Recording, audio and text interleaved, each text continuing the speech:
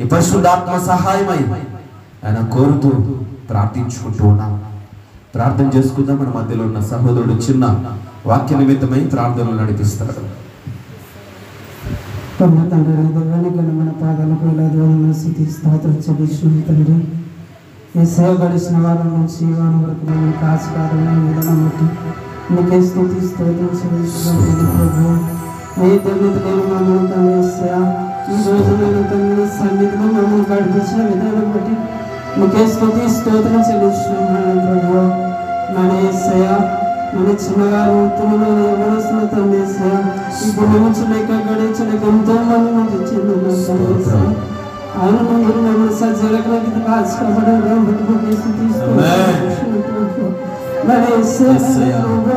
నీ సన్నిధిలో తండ్రి ఒక్కరోజు ఉండకంటే 1000 దినాల కంటే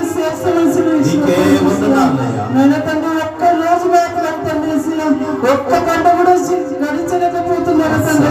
ఇప్పుడున్న కాలంలో నేను ప్రభు ప్రార్థన చేస్తున్నాను తండ్రి. ఆ పిల్లలతో మీరు మాట్లాడమనిచున్నాను ప్రభు. లోకంలో పడిపోకుండా తండ్రి నీ తట్టు తిరుగుటకు దయచేయమనిచున్నాను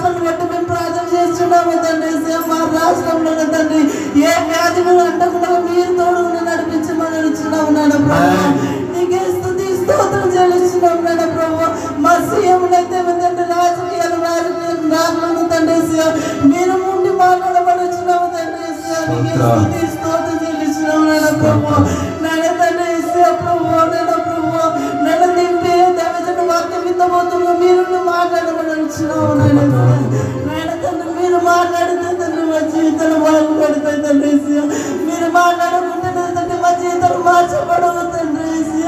నేను ప్రభు తండ్రి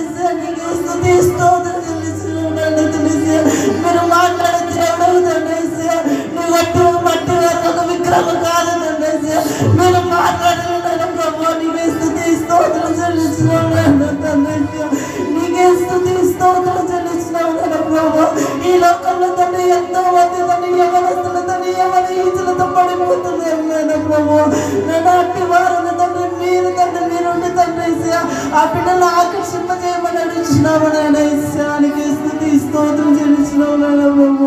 నాయన నీకు వందనాలు తండ్రి. ప్రభు మీ పరిశుద్ధాత్మ అభిషేకం మా మీద కుమ్మరించమని అడుగుతున్నాము నాయన. ఇస్సానికి స్తుతి స్తోత్రం చెల్లిస్తున్నాము నాయన. దేవా తండ్రి, ఇంతవరకు మా వద్దకు మీరు నివసించిన విధానం బట్టి నీకే స్తుతి స్తోత్రం చెల్లించుకుంటూ మమ్మల్ని తగ్గించుకున్నామని చూసిన అందరం కూర్చున్నాం పిల్లరా. దేవునికి స్తోత్రం. హల్లెలూయా. అందరూ చెప్తాము హల్లెలూయా.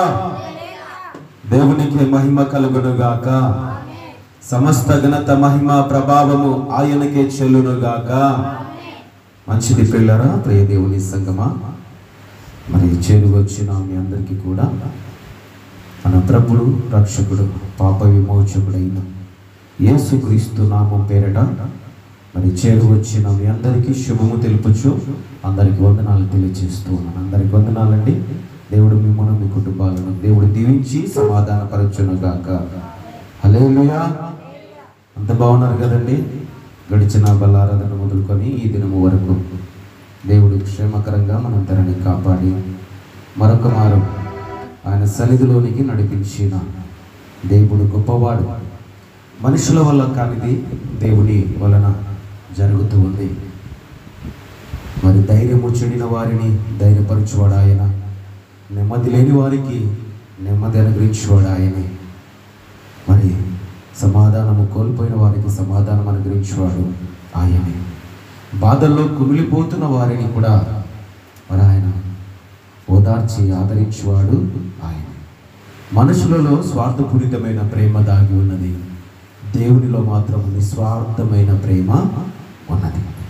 ఆ ప్రేమ వలనే ఈ రోజు వరకు మనము సజీవుల లెక్కలో ఉంచబడి ఉన్నాము. దేవునికి స్తోత్రం కలుగునుగాక. హల్లెలూయా. మంచిది ప్రియమైన దేవుని సంగమా, మరి ఎప్పట్లాగే పరిశుద్ధ గ్రంథంలోని ఒక కీర్తన చదవడము మరి మంచిది. మరి ఈరోజు కూడా ఒక కీర్తన చదువుకున్న తదుపరి సందేశంలోనికి వెళ్దాం. 36వ కీర్తన 1 నుండి 12 వచనాలు అక్కడ ఉంటూ ఉన్నాయి. మరి 1 నుండి 12 వచనాలు చదువుకుందాం. మరి చదవగలిగిన వారు చదవాలని మనం చేస్తూ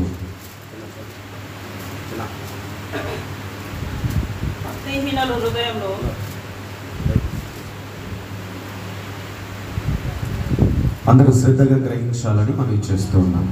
కీర్తనలు 36 1 నుంచి 12 వచనం. భక్తిహీనుల హృదయంలో అతిక్రమం దేవోతి వలె పలుకుచున్నది. వారి దృష్టి ఎదుట దేవుని భయము బొత్తిగా లేదు. వారి దోషము బయలుపడి అసహ్యముగా కనబడు వరకు అది వారి దృష్టి ఎదుట వారి ముఖ శృతి చేయుచున్నది. వాటి నోటి మాటలు పాపులకును కపటమునకును ఆస్పదములు. బుద్ధి కలిగి ప్రవక్తలను మేలు చేయు వాడు మానివేసి ఉన్నాడు. వాడు మంచం మీదనే పాపము యోచించెను. వాడు కాని నడత నడిచేవాడు. చెడ్డతనము వానికి అసహ్యము కాదు. యెహోవా నీ కృప ఆకాశం నుండుచున్నది. నీ సత్య సంధ్యమును అంతరిక్షమును నట్టుచున్నది. నీ నీతి దేవుని పర్వతముతో సమానము. నీ న్యాయ విధములు మహాగాధములు. యెహోవా నరులు జంతువులను రక్షించువాడవు నీవే. దేవా, నీ కృప ఎంతో అమూల్యమైనది. నరులు నీ రెక్కలు నీడను ఆశ్రయించుచున్నారు. నీ మందిరం యొక్క సమృద్ధి వలన వారు సంతృప్తి పొందుతున్నారు. నీ ఆనంద ప్రవాహంలోనిది నీవు వారి త్రాగించుచున్నావు. నీ యొద్ద జీవపు యూట కలదు. నీ వెలుగును పొందియే మేము వెలుగు చూచుచున్నాము. నిన్ను ఎరిగిన వారి ఎడల నీ కృపను యథార్థ యథార్థ హృదయముల ఎడల నీ నీతిని ఎడతెగక నిలుపుము. గర్విష్ఠుల పాపమును నా మీదికి రానియకము. భక్తిహీనుల చేతిని నన్ను పారదోలనీయకము. అదిగో పాపము చేయవారు ఇక్కడ పడి ఉన్నారు, లేవకుండా వారు పడదోయబడి ఉన్నారు. దేవునికి స్తోత్రం. చదవబడిన వాక్య నిమిత్తమై చిన్న ప్రార్థన చేసుకుందాం. కృపా సత్య సంపన్నుడా, సర్వోన్నతుడమైన తండ్రి, నీ కొందరముల నాయన, మరి ఈ దినమున నా తండ్రి నాతో మాతో సంఘముతో నీ మాట్లాడబోతున్నాను. నీ మాటలు బట్టి నీకు మహిమ చెల్లిస్తూ, నీ కృప, నీ ఆదరణ, నీ కాపుదల, క్షేమము మా అందరికీ సర్వ సమృద్ధి చేత నింపి బలపరిచి నీ పరిశుద్ధాత్మ సహాయముతో మాతో మాట్లాడమని నీ నామమునకు మహిమ, ఘనత, ప్రభావములు ఆరోపించుకొని యేసుక్రీస్తు పరిశుద్ధమైన నామములో ప్రార్థించి ఈ ప్రార్థన మనవులు నీకు సమర్పిస్తున్నాము తండ్రి. ఆమేన్. హల్లెలూయా. మంచిది ప్రియమైన దేవుని పిల్లారా, మరి చదవబడిన లేఖనములో మనం జ్ఞాపకం చేసుకుంటే మొదటి మాటలో రాయబడిన మాట ఏమిటంటే, భక్తిహీనుల హృదయములో అతిక్రమములు దేవోక్తి వల్లే పలుకుచున్నది. ఏం పలుకుతుందంట? భక్తిహీనుల హృదయము దేవోక్తి ఎలాగైతే పలుకుతూ ఉందో అలాగున వారి హృదయం పలుకుతూ ఉందంట. ఎవరి హృదయం పలుకుతూ ఉంది? భక్తిహీనుల హృదయం. వాని దృష్టి ఎదుట దేవుని భయము బొత్తిగా లేదు. వాళ్ళకి దృష్టి ఉంటుంది కదా, వారు చూస్తూ ఉంటారు కదా, వారికి ఎంత మాత్రము భయము లేని వారిగా భక్తిహీనులుగా ఉండి వారి హృదయములో దేవోక్తులు పలికినట్టుగా పలుకుతూ ఉన్నాడు. అందుకే ప్రియమైన వాళ్ళరా, ఇక్కడ 7వ వచనాన్ని మనము గమనిస్తే, దేవా నీ కృప ఎంతో అమూల్యమైనది, నరులు నీ రెక్కల నీడను ఆశ్రయించుచున్నారు, నీ మందిరము యొక్క సమృద్ధి వలన వారు సంతృప్తి పొందుచు ఉన్నారు, నీ ఆనంద ప్రవాహము లోనిది నీవు వారికి త్రాగనిచ్చుచు ఉన్నావు, నీ యొక్క జీవపు ఊట కలదు, నీ వెలుగు పొందియే మేము వెలుగును చూచుచు ఉన్నాము. నిన్ను ఎరిగిన వారి ఎడల నీ కృపను, యథార్థవంతుల ఎడల నీ నీతిని ఎడతెగక నిలుపుము. దేవునికి స్తోత్రము. హల్లెలూయా. అందుకే ఎలా ఉండాలంట? దేవుని కృప ఎడతెగక ఉండాలి. ఎడతెగక ఉండాలి అంటే ఏం చేయాలి? భక్తిహీనతలో నుంచి విడుదల పొందుకోవాలి.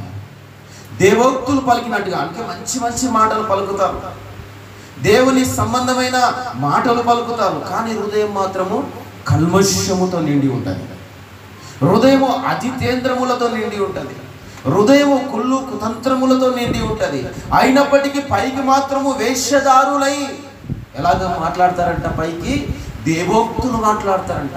అంటే దేవుని నుండి వచ్చిన మాటలు ఇవి అన్నట్టుగా వారు మాట్లాడేవారుగా కనబడుతూ ఉన్నారంట. అందుకే ప్రియమైన వాళ్ళరా, ఇక్కడ అంటున్న మాట ఏమిటంటే, వారు దేవోక్తులు పలికినట్టుగా పలుకుచూ ఉన్నారు. నీ యొద్ద జీవ ఊట ఉన్నది, నీతి ఉన్నది, యథార్థవంతుల ఎడల నీ కృప అమూల్యమైనదిగా ఎంచబడుతూ ఉన్నది. అందుకే ప్రభువా, ఇలాంటి వారి హృదయమును మార్చివేయాలంటే నీ యొద్ద జీవపు ఊట దాచిపెట్టావు కదా, ఆ జీవపు ఊట వారి హృదయములో జీవధారలుగా పారునుగాక. హల్లెలూయా. అందుకే ఏమై ఉండాలి? ఇప్పుడు జీవధారలుగా వారి హృదయములో ఆయన వద్ద ఉన్న ఊట పారాలి. ఈ జీవధారలు కలిగిన దేవుని వాక్యము వారి హృదయములో పారిందంటే హృదయం ఏమైపోతుందంట? దేవోక్తులు పలికినట్టుగా పలుకుచున్న వారి హృదయము, భక్తిహీనుల హృదయము ఏమవుతుందంట? శుద్ధిపరచబడుతుంది, శుద్ధి చేయబడుతుంది, పరిశుద్ధపరచబడుతుంది, కల్మషము లేకుండా ఉంటుంది. కుళ్ళుతో, కుతంత్రములతో, అసూయతో, కక్షలతో నిండి ఉండకుండా పరిశుద్ధపరచబడి ఉంటుంది. అందుకే ప్రియులరా, భక్తిహీనుల హృదయములో దేవోక్తులు పలికినట్టుగా వారు పలుకుతున్నారు కాబట్టి, వారికి తెలియక వారి ఇష్టానుసారంగా ప్రవర్తిస్తున్నారు కాబట్టి, ఈ 36వ కీర్తనలో తెలియచేయబడిన మాట ఏమిటి? ప్రభువా, నీ యొద్ద జీవపు ఊట ఉన్నదయ్యా, నీ యొద్ద జీవపు ఊట ఉన్నది, నీ యొద్ద అమూల్యమైన కృప ఉన్నది. ఆ కృప చేత, నీ యొద్ద జీవపు ఊట చేత భక్తిహీనుల హృదయాన్ని ఏం చేయమంటున్నాడు? పరిశుద్ధపరచడం అట. నీతిని ఎడతెగక నీ వెలుగును మాకు చూపుచూ ఉన్నావు. అందుకే మాకు ఎలాగైతే చూపుతున్నావో, ఎడతెగక మా ఎడల నీ కృప ఎలాగైతే నిలుచుచూ ఉన్నదో భక్తిహీనులకు కూడా అనుగ్రహించు ప్రభువా అని తెలియపరుస్తూ ఉన్నాడు. అందుకే ప్రియమైన దేవులారా, ఈ భక్తిహీనతలోంచి విడుదల పొందుకోవాలి అంటే మొట్టమొదటిగా భక్తిహీనత కలిగిన హృదయము భక్తి కలిగిన హృదయముగా మార్చబడాలి. హల్లెలూయా. భక్తిహీనత కలిగిన హృదయము భక్తి గలవారుగా చేయబడాలి అంటే దేవుని వాక్యము అనగా ఆయన వద్ద ఉన్న జీవ ఓట దేవుని వాక్యము అది హృదయములో ముద్రించబడినప్పుడు శుద్ధి చేయబడుతూ ఉంది, భక్తిహీనతను తొలగిస్తూ ఉంది. అందుకే ప్రియమైన దేవునిలారా, ఈ దిన దేవుని వాక్యము ఏంటంటే శుద్ధి చేయబడిన పాత్ర ఏది? ఈ దిన వాక్య సందేశము శుద్ధి చేయబడిన పాత్ర ఏది? ప్రియమైన వాళ్ళరా, పాత్ర అనగానే మన ఇంట్లో ఉన్న పాత్రలు ఎన్నో గుర్తొస్తాయి. పాత్రలు అనగానే మన ఇంట్లో దాని ఏమంటారు, మచ్చు పైన లేదా సంసేడు పైన లోపల పెట్టిన పాత్రలు కూడా మనకు గుర్తొస్తాయి. అయ్యో నేను ఎప్పుడో పెట్టాను కదా, అప్పుడు అది ఈరోజు నాకు జ్ఞాపకం వస్తుంది. ఎందుకు పెద్ద పెద్ద పాత్రలు తీసుకొని పైన పెట్టేస్తారు? ఎందుకంటే ఒక సమయమున అవి ఉపయోగపడతాయి అని. ఏదో ఫంక్షన్ కావచ్చు, బర్త్డే కావచ్చు, పుట్టినరోజు కావచ్చు, ఇంకా ఎన్నెన్నో మామూలుగా ప్రోగ్రామ్స్ జరుగుతూ ఉంటాయి, చిన్న చిన్న ప్రోగ్రామ్స్, మరి కుటుంబ కూడికలని. అలాంటి దానికి అవి పాత్రలు ఉపయోగపడతామని ఏం చేస్తారంటే క్రైస్తవుల బిడ్డలు ఎత్తి పెట్టేస్తారు. అయితే ప్రియమైన దేవుళ్ళరా, ఉదయాన్నే లేవగానే స్త్రీ ఏం చేస్తుందండి? ఉదయాన్నే లేవగానే ఇంటి ఇల్లాలు ఏం చేస్తుంది? ఉదయాన్నే లేవగానే ఆమె గుర్తొచ్చేది ఒకటే, ఇల్లును శుభ్రపరచాలి. ఇల్లాలకి గుర్తొచ్చే ఒకటి లేవగానే ఆమె ఇంట్లో ఉన్న కొరకు ఎక్కడ ఉందని చెప్పేసి తీసుకొని ఇల్లంతా శుభ్రపరుస్తాయి. తర్వాత పాత్రలన్నీ, వంట పాత్రలన్నీ శుభ్రపరుస్తాయి. ఆ తర్వాత మరిలా పిల్లలకు స్నానం చేయించడం కానీ, భర్తకు వేడి నీళ్ళు పెట్టడం కానీ, అలాగే తాను స్నానం చేయడం కానీ, ఇలా శుభ్రతల గురించి మరి ఇల్లాలు బహు శ్రద్ధగా తీసుకుంటుంది. మరి ఇంటి నిమిత్తమై అంత శుభ్రత కలిగి మరి అంతగా ఇల్లాలు మరి ప్రయాసపడుతూ ఉంది ఇంటి శుభ్రత కోసం. ప్రియమైన దేవుళ్ళను, అక్కడ ఒక మాట మనం గమనించాలి. ఇప్పుడు శుద్ధి చేయబడిన పాత్ర ఏది? మన ఇంట్లో ఎన్నో పాత్రలు ఉన్నాయి. ఇదా శుద్ధి చేయబడిన పాత్ర? ఇదేనా?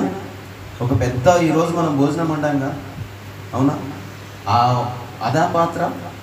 అది మరలా మనము శుద్ధి చేస్తాం, మరలా అది వంటకు ఉపయోగిస్తాం, మరలా అది అశుభ్రంగా ఉంటుంది, మరలా దాన్ని కడుగుతాం. అయితే ఆ పాత్రలు కాదు ఇక్కడ శుద్ధి చేయబడిన పాత్ర. మరి ఏంటి ఆ పాత్ర?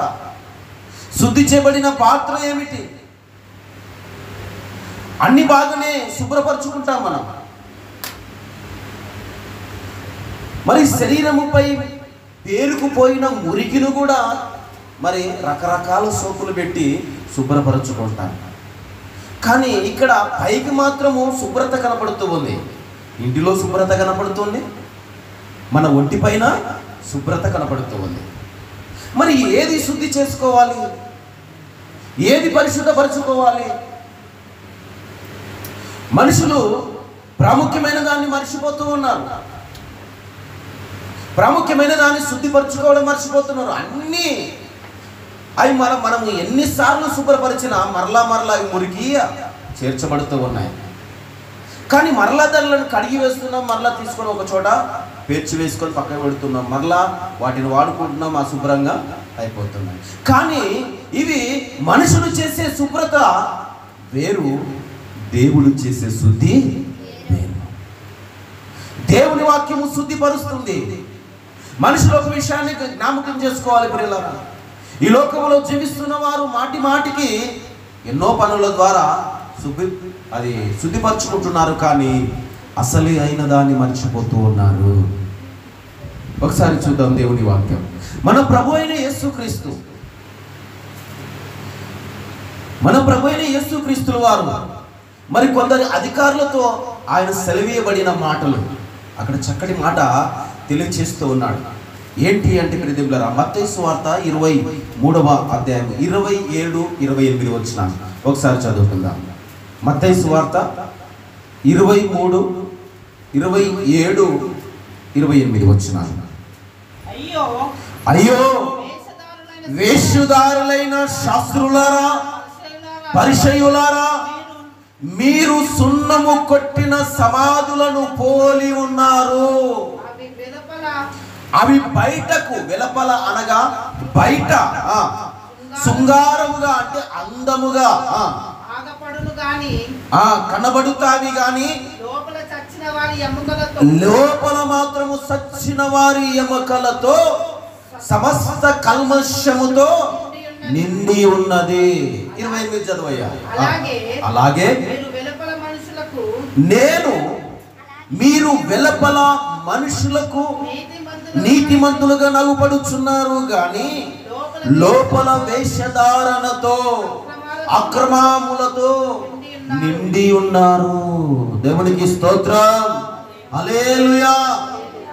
శాస్త్రులకు, పరిసయ్యులకు, సద్కయ్యులకు ఈ విషయాన్ని తెలియచేయడానికి వారితో ఒక విషయాన్ని జ్ఞాపకం చేస్తూ ఉన్నాడు. మొదట విషయాన్ని ఏం జ్ఞాపకం చేస్తున్నాడు? సున్నము కొట్టిన సమాధుల వలె. ఏమంటున్నాడండి? సున్నము కొట్టిన సమాధులు ఎలా ఉంటాయంట? ఎలా ఉంటాయి? చాలా బాగా కనపడతాయంట. రంగు రంగులు వేస్తారు. సున్నం కొట్టిన సమాధులు బయటికి మాత్రము. ఆ కట్టడాలు కూడా ఎలా ఉంటాయో తెలుసా? ఆ కట్టడం అయితే బరియలకు వెళ్ళినప్పుడల్లా, సమాధుల తోటకు వెళ్ళినప్పుడల్లా చూస్తూ ఉంటాను నేను. ఒక్కొక్కరు ఒక విధంగా కట్టారు సమాధిని.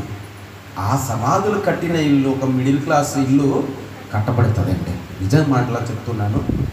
అక్కడ సమాధి కట్టబడిన ఇల్లు, ఆ సమాధి కట్టబడిన ఖర్చుతో ఒక మిడిల్ క్లాస్ కుటుంబం ఇల్లు కట్టబడుతుంది. దేవునికి స్తోత్రం. అంత ఖర్చు పెట్టి ఆ సమాధిని కడుతూ ఉన్నారు. అవసరం అంటారా? అంత ఖర్చు పెట్టి సమాధి కడితే వాళ్ళ తండ్రి గారు కానీ, తల్లి గారు కానీ, కొడుకు కానీ, కుమారుడు కానీ, కుమార్తె కానీ, భార్య కానీ, భర్త కానీ వచ్చి అబ్బా నా ఇల్లు ఎంత బాగా కట్టావు అని అంటాడండి. నా ఇల్లు ఇక్కడ ఎంత బాగా, అందరి సమాధుల కంటే నా సమాధి బ్రహ్మాండంగా కట్టావు అని అంటాడా? సంతోషిస్తాడా? అప్పటికే ఏమైపోయింది? ఆయన ఎముకలు ఏర్పడింది, ఆయన శరీరము కుళ్ళిపోయి ఉంటుంది. అందుకే అక్కడ ప్రభు చెబుతున్నది ఏమిటంటే సమాధులను పోలిన వారుగా చూపిస్తూ ఉన్నాడు. సమాధులు అందంగా కనబడతాయి కానీ లోపల ఎలా ఉంటాయండి? ఎలా ఉంటాయి లోపల? కుళ్ళిపోయిన ఎముకలు, కుళ్ళిపోయిన శరీరము. లోపల మాత్రము అజితేంద్రము, లోపల మాత్రము ఎంతో గలీజ్గా ఉంటుంది. అవునా? సమాధి బయటికి చూడడానికి మాత్రం అందంగా కనబడతాడు.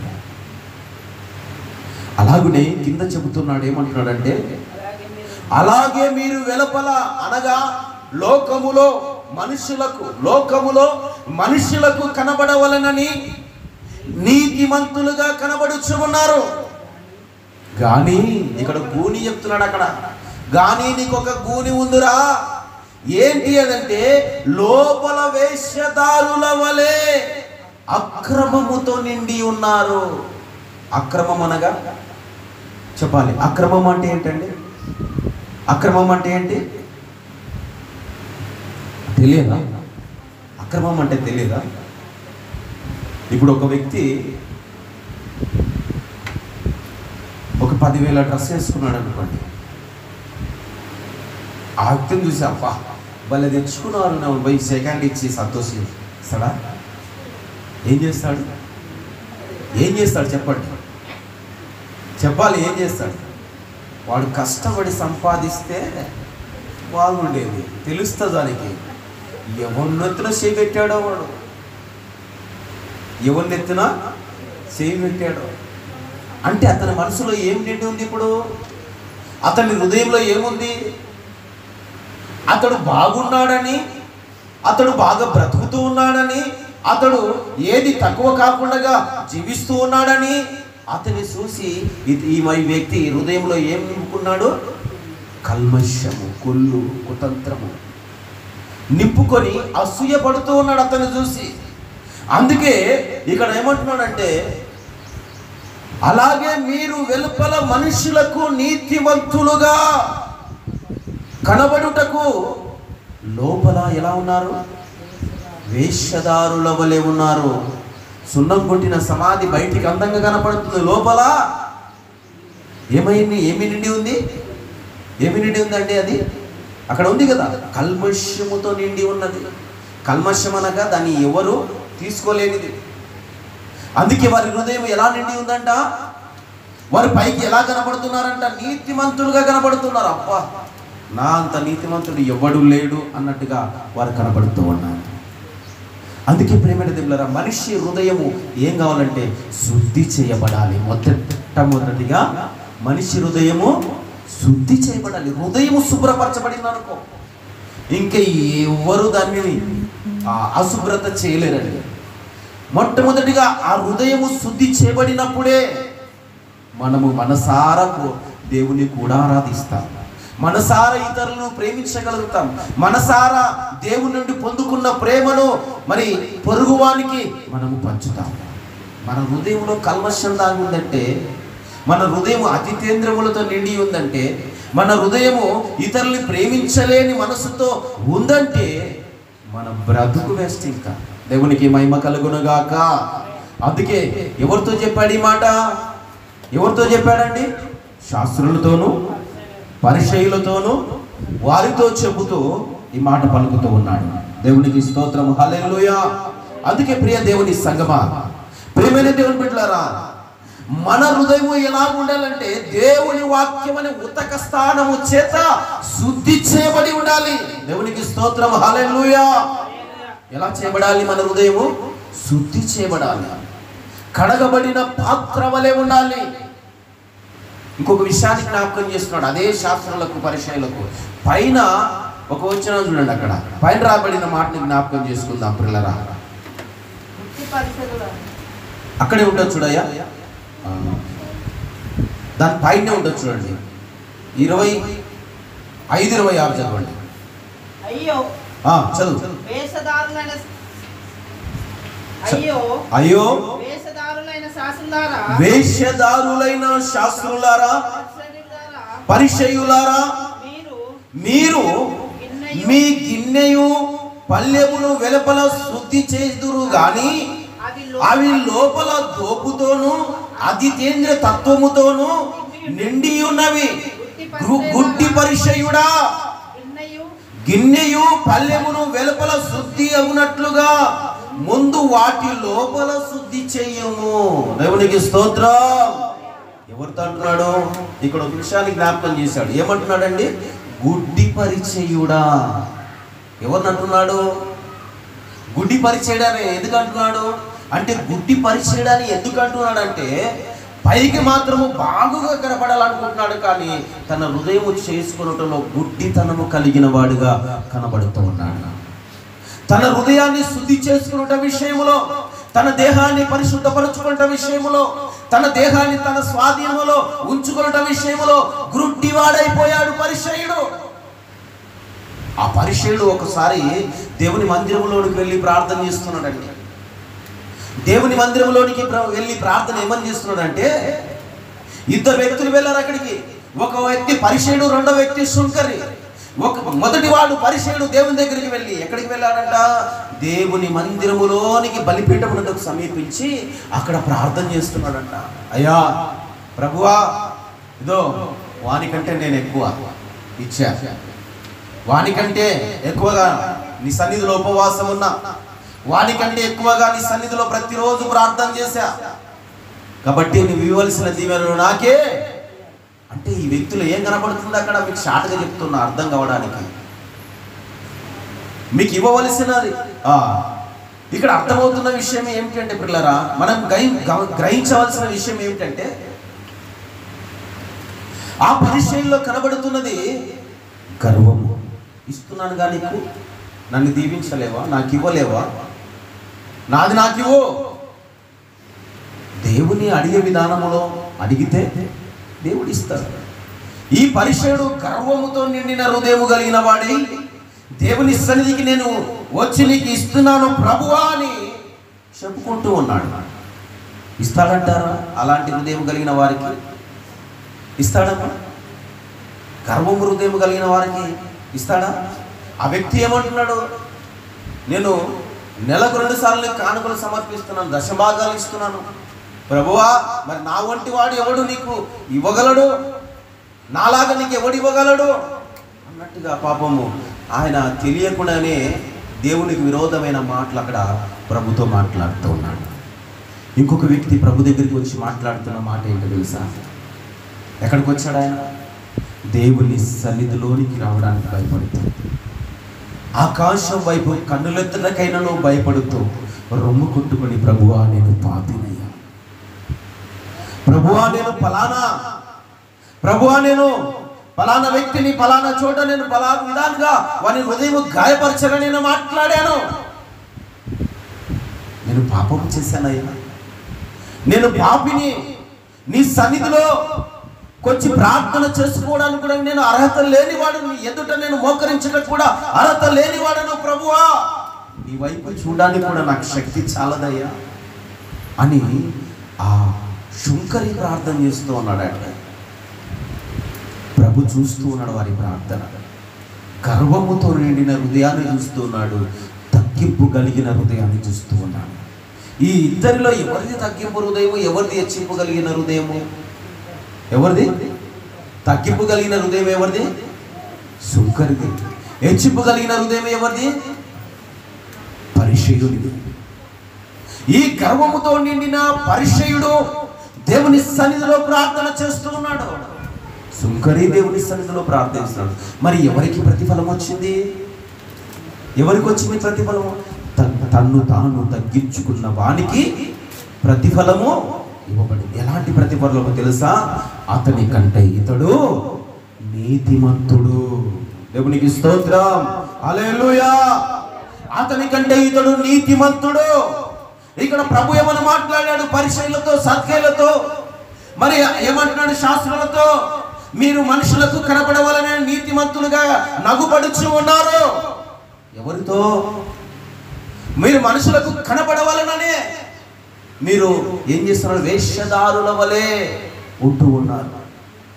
అందుకే ఆయన 27వ వచనం ప్రారంభంలో ఏమంటున్నాడు? అయ్యో వేషధారులారా, శాస్త్రులారా, పరిసయ్యులారా, మీరు ఏమంటున్నాడు అక్కడ? సున్నము కొట్టిన సమాధులను పోలి ఉన్నారు. అదే 2వ వచనం 28వ వచనం అంటున్నాడు, మనుషులకు నీతిమంతులుగా నగుపడుచు ఉన్నారు.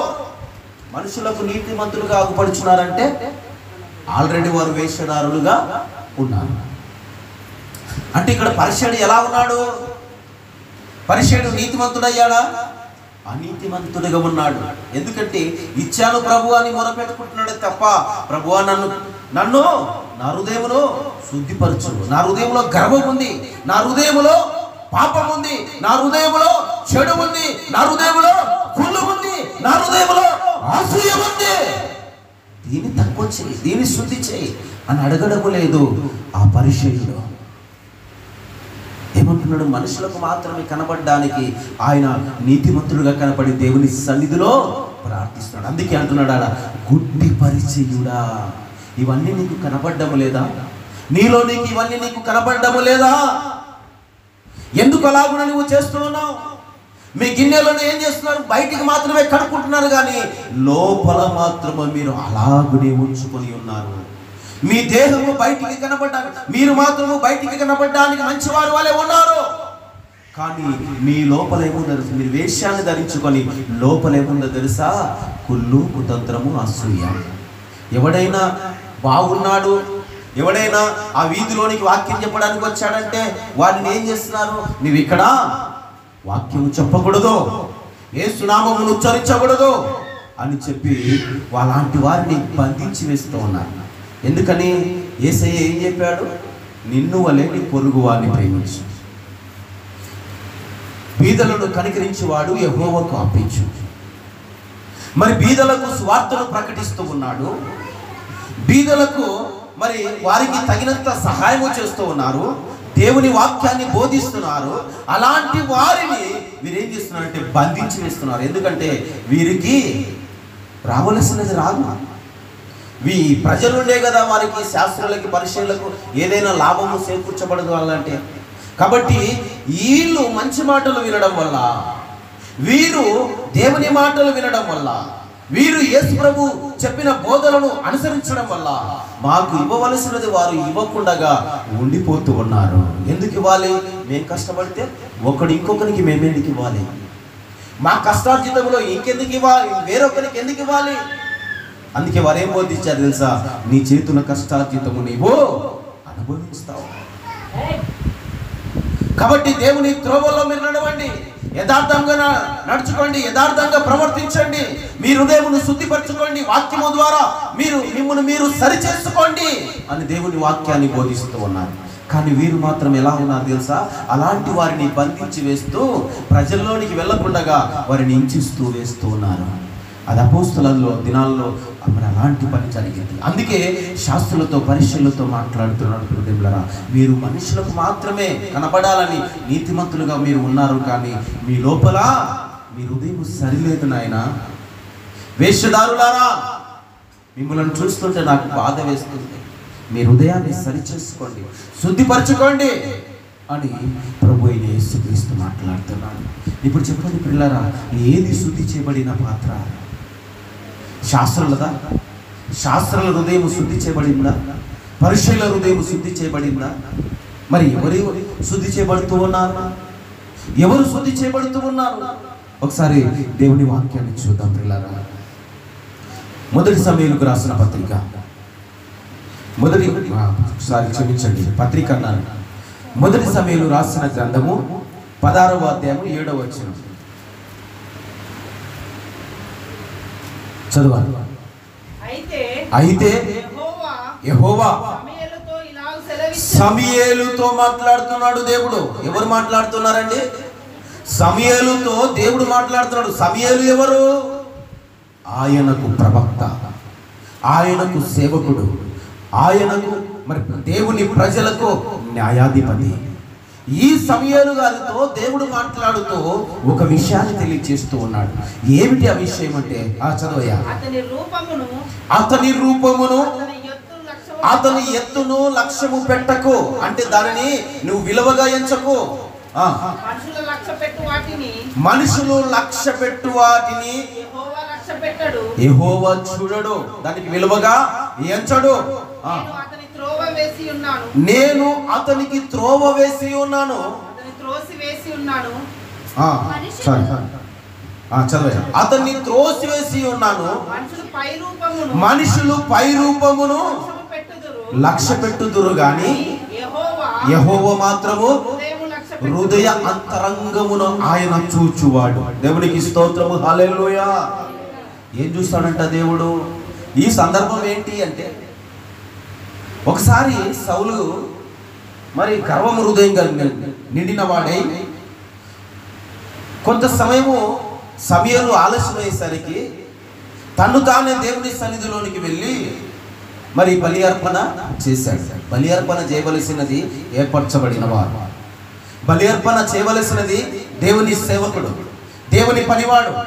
అయితే ఎప్పటికీ మరి అలాగున చేస్తూ వస్తూ ఉంటాడు. అయితే ఒక సమయంలో గర్వముతో, మరి ఎందుకు ఆ గర్వం వచ్చేసింది అంటే, కొంత సమయం ఆలస్యమైంది సమూయేలు దేవుని సన్నిధికి రావడం. సమూయేలు ద్వారానే అది జరగాలి. అయితే సమూయేలు ఈయన ముందుకు వెళ్ళాడు, అన్ని తీసుకొని వెళ్ళి సిద్ధంగా ఉన్నాడు. సౌలు ఇశ్రాయేలులకు రాజు, దేవుని సన్నిధిలో నిలబడ్డాడు, చూస్తూ ఉన్నాడు. నేను రాజును కదా, ఏమనుకున్నాడు ఆయన? నేను రాజును కదా అని అనుకున్నాడు. రాజే కాదనలేదు. అయితే రాజుకు ఏమై ఉండాలి? సహనం ఉండాలి, ఓపిక ఉండాలి, అందరినీ సమాధానపరిచే మనసు రాజుకు ఉండాలి. అలాంటి వారిని రాజుగా ప్రకటిస్తారు, అలాంటి వారిని ముఖ్యమంత్రిగా ఎన్నుకుంటారు. అయితే పిల్లరా, ఇక్కడ రాజు కొద్దిసేపు సమూయేలు రాకను వేచి చూడలేకపోయాడు. సమూయేలు ఆలస్యమైన ఆ రాకను వేచి చూడలేక పోయాడు. అందుకే ఆయన తొందరపడి దేవుని సన్నిధిలో బలి అర్పణ చేశాడు. చేయగానే ఏమైపోయింది? ఎందుకంటే అక్కడ గర్వము, నేను రాజును కదా, నేను ఏం చేసినా చెల్లిపోతాను. ఎక్కడ చేయాలి? నువ్వు రాజ్యము మీద చేయాలి, రాజ్య పరిపాలన చేయాలి. రాజ్యములో ఎవరు సరిగా నడవడక లేకపోతే వారిని సరిచేసే విధముగా నీ పరిపాలన జరిగించాలి. అది రాజుకు ఇచ్చిన హక్కు, దేవుని సన్నిధానంలో కాదండి. అందుకే ప్రియులారా, దేవుని వాక్యము సెలవు ఇచ్చినట్లుగా అక్కడ ఏమంటున్నాడంటే, అలాగున ఆయన చేసినప్పుడు మరి సమూయేలు వచ్చాడు, అతని నిమిత్తమై అక్కడ కొన్ని మాటలు మాట్లాడాడు. అయితే దేవుని ఆత్మ అతని నుండి కోల్పోయిన తర్వాత దేవుడే తన ఆత్మను మరి సౌలు రాజు మీద నుంచి తీసివేశాడు. ఇంకా అతనికి హక్కు పోయింది.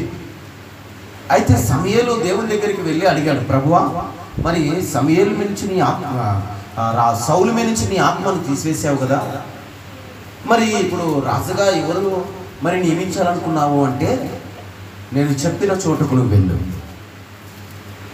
తైలము గుడ్డిని నువ్వు సిద్ధము చేసుకొని నేను చెప్పిన చోటికి నీవు వెళ్ళు. ఎక్కడికి వెళ్ళాడండి? యెషయా ఇంటికి వెళ్ళాడు. యెషయా ఇంటికి, యెషయా అనగా యెషయా వేరు, యెషయా వేరు. అయితే ఈ యెషయా ఎవరు అంటే దావీదు, మరి అతని అన్నదమ్ములకు తండ్రి. ఈ దావీదు మరి ఎక్కడైతే ఉంటున్నాడో దేవుడు చెప్పాడు, అక్కడికి వెళ్ళాడు. వెళితే అక్కడ ఆ చోటున దావీదు కనబడడం లేదు. చెప్పిన చోటికి వెళ్ళాడు, కానీ ఎవరో అని మరి సమూయేలుకు తెలియదు. తైలము గుడ్డిని మాత్రము అభిషేకించడానికి, రాజు ఎవరి పేరు చెప్పితే వారిని అక్కడ రాజుగా అభిషేకించాలనే ఉద్దేశంతో వెళ్ళిపోయాడు. వెళ్ళిపోయి అక్కడ ఉన్న 7 ఉన్నారు. దావీదుకు 7 మంది అన్నదమ్ములు, దావీదునకు 7 మంది అన్నదమ్ములు. వాళ్ళ ఇంటికి వెళ్ళిపోయి వాళ్ళ ఇంటిలో యెషయా అనగా దావీదు కన్న తండ్రి కూడా ఉన్నాడు. అయితే దావీదు కన్న తండ్రిని కలిసి, అయ్యా నీ కుమారులను ఎంతమంది నీకు? అయ్యా నా కుమారులు ఇంత. పాపం దావీదును చెప్పడు. అయితే ఆ సమయంలో ఒక్కొక్కరిగా పిలుస్తాడు. పిలిచినప్పుడు దేవునితో మాట్లాడతాడు, ప్రభువా ఇతను కాదు. ఇంకొకరిని పిలవమంటాడు, ప్రభువా మరి ఇతను కాదు. ఏంటి ప్రభువా, బాగానే ఎత్తుగా ఉన్నాడు కదా, బాగానే అందంగా ఉన్నాడుగా, మరి ఎందుకు ఇతని కాదంటే, కాదు ఇతను కాదు. అయ్యా నీ కుమారులు ఎంతమంది ఉన్నారో వారందరిని పిలిపించు త్వరగా.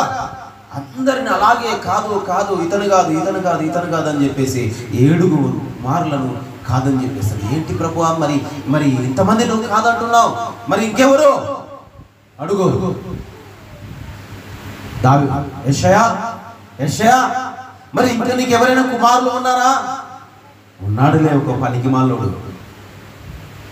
ఎవరంటే అతని దృష్టికి, వాళ్ళ దృష్టికి ఎలాంటి వాడంట? దావీదు కన్న తండ్రి మందను కాయుచున్నాడు. పనివాడే కదండి, కానీ పనికి మాలిన వాడు అంటున్నాడు. అయితే ప్రభుని అడుగుతాడు, ప్రభువా అంటే త్వరగా అతన్ని పిలిపించమను. పిలిచిన తర్వాత చెప్పిన తర్వాత వెంటనే వాళ్ళ తండ్రి వెళ్ళి వెంటనే పిలుచుకొని వస్తాడు. అతని ఆ ఇంటిలోనికి అడుగు పెట్టక ముందే ఇతనే నేను ఏర్పరచుకున్నాను. ఎంతవాడండి వాడు దావీదు? ఎంతటి వాడండి? చిన్న పిల్లవాడండి, 12 ఏళ్ళు 13 ఏళ్ళు ఉండి లేక చిన్న పిల్లవాడిని పట్టుకొని రాజుగా అభిషేకించమంటున్నాడు. దేవునికి అసాధ్యమైనది ఏదైనా చేయగలడండి. అందుకే దావీదును రాజుగా అభిషేకించాడు. అందుకే ఆ సందర్భంలో ఈ మాటను జ్ఞాపకం చేస్తూ ఉన్నాడు. అయ్యా చదువు, ఆ మాట పూర్తిగా చదువు. ఆ సందర్భంలోనే ఈ మాటను జ్ఞాపకం చేస్తూ మాట్లాడుతున్నాడు. 17 మొదటి సమూయేలు 17 7వ వచనం చదువే. 17వ అధ్యాయం 7వ వచనం. అక్కడ రాయబడిన మాట ఏమిటంటే మొదటి సమయంలో 16-17 క్షమించండి, ఇందాక చదివా కదా. అయితే అదేనమ్మా 16:7. అయితే యెహోవా సమూయేలుతో ఇలాగూ సెలవిచ్చెను, అతని రూపమును అతని ఎత్తును లక్ష్య పెట్టకము. మనుషులు లక్ష్య పెట్టు వారిని యెహోవా లక్ష్య పెట్టడు. నేను అతని త్రోసివేసి ఉన్నాను. మనుషులు పై రూపమును లక్ష్య పెడుతురు గాని యెహోవా హృదయమును లక్ష్య పెట్టును. దేవునికి స్తోత్రము, హల్లెలూయా. ఏం చేస్తానంటే దేవుడు హృదయాన్ని చూసేవాడు. మీకు అర్థం కావాలని ఇంత తిరిగి వచ్చానండి. ఎక్కడెక్కడ తిరిగి వచ్చాను? ధర్మపేట మొత్తం తిరిగి వచ్చాను నేను. ఇప్పుడు ధర్మపేట మొత్తం తిరిగి వచ్చి మరలా ఇక్కడ నిలబడ్డాను. ఎందుకోసమని? హృదయము ఎలా ఉండాలంట? శుద్ధిపరచబడినదై ఉండాలి. ఇప్పుడు దావీదు హృదయం ఎలా ఉంది? అన్నల హృదయం ఎలా ఉంది? దావీదు హృదయము దేవునికి దగ్గరగా కనబడుతూ ఉంది. అందుకే దావీదు హృదయాన్ని చూసి ఇతడే ఇశ్రాయేలులకు రాజు. ఎంత వయసు అయినది? చిన్న పిల్లవాడు. పాపం గొర్రెల మందని కాయుచున్నవాడు. గొర్రెల మందను కాయుచున్న వాడిని తీసుకుని వచ్చి రాజుగా చేశాడు దేవుడు. అందుకే పిల్లరా, గొర్రెల దొడ్డిలో నుండి తీసుకొని వచ్చి అతన్ని రాజుగా చేసినాడని దేవుని వాక్యం చెల్లిస్తుంది. ఎక్కడి నుంచి తీసుకొచ్చాడంట? గొర్రెల దొడ్డిలో నుంచి తీసుకుని వచ్చాడు దేవుడు. ఎందుకంటే హృదయము అతని శుద్ధిగా ఉన్నది, పరిశుద్ధమైనదిగా ఉన్నది. అందుకే శుద్ధి చేయబడిన పాత్రగా మనం మార్చబడాలి. మార్చబడాలి అంటే మన హృదయము దేవునికి దగ్గరగా సమీపముగా ఉండాలి. శుద్ధి చేయబడిన పాత్ర మరి 7గురుదా ఒక్కరిదా? అక్కడ ఎవరిది చెప్పండి? దేవుడు ఇష్టపడిన హృదయం ఎవరిది? దావీదు హృదయాన్ని ఇష్టపడ్డాడు కానీ 7 మంది అన్నల హృదయాన్ని దేవుడు ఇష్టపడలేదు. ఆ 7 మంది అన్నల హృదయాన్ని దేవుడు ఎందుకు ఇష్టపడలేదంటే వారు దేవునికి మరి సమీపస్తులు కాదు, దేవుని వాక్యానికి లోబడేవారు కాదు, దేవుని చిత్తానికి లోబడేవారు కాదు, దేవుని చిత్త ప్రకారంగా నడుచుకునేవారు కాదు, వారికి సరైన ప్రవర్తన లేదు. అందుకే దేవుడు ఎవరి హృదయాన్ని చూశాడు అంటే దావీదు హృదయాన్ని చూశాడు. పైరూపాన్ని చూడండి ప్రియదేవుడా. దేవుడు పైరూపాన్ని చూస్తే అందరూ ఎలా ఉండేవారు? ఎలా ఉండేవారండి? మామూలుగా ఉండేవాళ్ళు కాదు. ఇంకా అందరూ సినిమా వాళ్ళకంటే ఎక్కువగా అలంకరించబడి దేవుని సన్నిధిలో ఉండేవారు. ఇప్పటికీ అలా కొన్ని చోట్ల ఉంటున్నారు దేవుని సంఘాల్లో. కానీ పిల్లరా, దేవుడు పైరూపాన్ని చూసేవాడు కాదండి, హృదయ అంతరంగాన్ని అలంకరించుకోమంటున్నాడు దేవుడు. హల్లెలూయా. దాన్ని శుద్ధిపరచుకోమంటున్నాడు దేవుడు. ఎప్పుడైతే నీవు వాక్యము ద్వారా హృదయాన్ని శుద్ధిపరచుకుంటావో ఆయన పాత్రగా నీవు ఉంటావు. హల్లెలూయా. అందుకే ప్రియమైన దేవుళ్ళారా, మార్కు సువార్త 7వ అధ్యాయం 4వ వచనాన్ని ఒకసారి చదువుకున్నట్లయితే ప్రియ దేవుళ్ళారా, అక్కడ రాయబడిన మాట ఏమిటంటే, మరియు వారు సంత నుండి వచ్చినప్పుడు నీళ్లు చల్లుకొంటులోను గాని వారు భోజనము చేయరు. ఇదియో కాక గిన్నెలను, కుండలను, ఇత్తడి పాత్రలను నీళ్ళలో కడుకొనుట మొదలగు అనేక ఆచారములు వారు చేయుచుండేవారు. దేవునికి స్తోత్రం. ఏమేం చేశారు ఇక్కడ? ఏమేం చేశారండి? హృదయం కడుక్కోవడంలో వీళ్ళు ఒక సంత నుండి వచ్చారు, ఒక ఉండరాని చోటు నుంచి వచ్చారు. వీళ్ళు ఆచారాలు పాటించేవారు. ఎవరు? శాస్త్రులు, పరిసయ్యులు ఆచారాలు పాటించేవారు. ఈ ఆచారాలు ఎలా పాటించారో తెలుసా? ఇప్పుడు ఒక గుంపులో నుండి వచ్చారనుకో, ఒక తక్కువ జాతి దగ్గరికి పోయి వచ్చారనుకోండి, వారు ఏం చేశారంట? ఇంటికి వెళ్ళిన తర్వాత నీళ్లు చల్లుకుంటారంట. మనం చూస్తుంటాం కదండి. చూసారా ఎవరైనా నీళ్ళు చల్లుకునే విధానాన్ని? చూసారా? నేను చూశాను నా చిన్నతనంలో నేను చూశానండి. ఇప్పుడు పెద్ద పెద్దవారు ఇప్పుడు ఏరియాలోకి వచ్చారంటే ఏం చేశారంటే, వారికి సరిపడని ఏరియా, అది అంటరాని ఏరియాగా వారికి చూస్తారు, అంటరాని వారిగా వారిని చూస్తారు. అయితే అలాంటి వారి మధ్యలోనికి వచ్చినప్పుడు వారు ఎలా వస్తారంటే తెలుసా? వీళ్ళు కూడా ఏం చేస్తారంటే భుజం మీద టవాల్ తీసి నడుము కట్టుకొని అటపంచ కింద తీసేసి నిలబడతారు. పంచలు పల్లెల్లో చూస్తూ ఉన్నాం. ఇప్పటికీ కాదు, ఎప్పుడో అది జరిగిన సంఘటన. ఇప్పుడు ఊరి రెడ్డి గారు వచ్చారనుకోండి, పెద్ద ఆయన వచ్చారనుకో, అతని ముందు చేతులు కట్టుకొని అయ్యా కాలు మొత్తం బాధ్యత. కొన్ని ఆచారాలు ఆ దినమున పాటించేవారు. అయితే వారు ఆ మధ్యలోనికి వచ్చినప్పుడు ఎలా ఉంటారు తెలుసా? వారి మధ్యలో ఉన్నప్పుడు వాడు అంత దూరం నిలబడితే వాడు ఇక్కడ నిలబడతాడండి. ఆ ఊరి రెడ్డి గారు అక్కడ ఉంటే ఆయన ఇక్కడ నిలబడతాడు. ఏంది? ఆయన మనిషి కాదా? ఈయన మనిషి, ఆయన మనిషి. ఆయనను కోసిన రక్తం వస్తుంది, ఈయనను కోసిన రక్తం వస్తుంది. మరి ఎందుకు ఈ ఆచారం అంటారాని వారు? వాడు ఏమైనా బురద పూసుకొని నిలబడినాడండి అక్కడ? నా చిన్నతనంలో చూసి ఏంటికి ఇలా ఉండేవారు అని చెప్పేసి ఆయన కూడా మళ్ళాంటి మనిషే కదా అని అనుకునేవాడిని. నేను దగ్గర పోయాను అనుకోండి, మా తండ్రి కానీ మా అన్నలు కానీ మా వారు కానీ చేయబట్టి లాక్కునేవాడిని. చిన్నప్పుడైతే ఎత్తుకొని పోయి ముద్దులాడినారట వాళ్ళు, అదే రెడ్డి గారు నన్ను. నిజం చెప్తున్నా పిల్లలు, వాస్తవం జరిగిన సంఘటన. మా ఇంటికి మా తాతగారు చెప్పులు కుట్టేవారు. వాళ్ళకి ఇంటికి వస్తారు చెప్పులు తీసుకొని వచ్చినప్పుడు. అయితే నేను అప్పుడు చిన్నగా బాగా బొద్దుగా ఎర్రగా మా మూతలు బాగా ఇది ఉండేది. ఎత్తుకొని బాగా ముద్దులాడి కొంతమందిని తీసుకొని పోయి ఊర్లోకి వెళ్ళాను. తీసుకొని ఒక్కొక్కసారి గుళ్ళో కూడా తీసుకుపోయారంటానండి. దేవునికి స్తోత్రం, హల్లెలూయా. మరి అలాంటప్పుడు అంతగా ఇష్టపడినప్పుడు, అంతగా ఇచ్చేసినప్పుడు, కొంత పెరిగిన తర్వాత మరి ఎందుకు దూరం పెడుతూ ఉన్నారు? ఒక ఆచారం వారిది. అంటరాని వారిని ముట్టుకోకూడదు అని ఒక ఆచారం. ఆ దినాల్లో తక్కువ కులస్తులు వెనక పొరక కట్టుకొని పోయేవాడంట. వారి నడక కూడా వారికి కనబడకూడదంట. వారి నడక పొరక ఈడ్చుకుంటూ ఆ నడకను అది తుడిపి వేస్తూ పోవాలంట. ఇలాంటి ఆచారాలు కొన్ని ఆ దినాల్లో ఉన్నాయి. మహానుభావుడు అంబేద్కర్ వచ్చిన తర్వాత మరి ఇలాంటివన్నీ వెళ్ళిపోయాయి. దేవునికి స్తోత్రం, హల్లెలూయా. ఇంకా కొన్ని చోట్ల ఇలాంటివి పాటిస్తూ ఉన్నారు. అయితే ఇక్కడ బైబిల్లో రాయబడినది ఏమిటంటే ప్రియమిత్రులారా, 7:4 ఇందాక చదువుకున్నట్టుగా, మరియు వారు సంత నుండి వచ్చినప్పుడు నీళ్లను చల్లుకుంటేనే గాని వారు భోజనము చేయరు. నీళ్లు చల్లుకుంటారంట. ఎలా అంటే ఒక చోట నీళ్లు పెట్టుకుంటారు వాళ్ళు ఆల్రెడీ. ఆ నీళ్ళని తీసుకొని ఇట్లా చల్లుకుంటారంట. ఇట్లా నీళ్ళు చల్లుకుంటే ఏమవుతుంది? శుద్ధి చేయబడుతుంది. నీళ్లు కనీసం స్నానమన్నా చేస్తే ఒక రకంగా ఏదో బట్టలు కంటినా లేదా ఒంటి కంటినా మైలన్నా పోతుంది. కానీ నీళ్లు చల్లుకోవడం వల్ల ఏమి ఉపయోగం అండి? ఇట్లా నీళ్లు చిలకరించుకుంటారంట.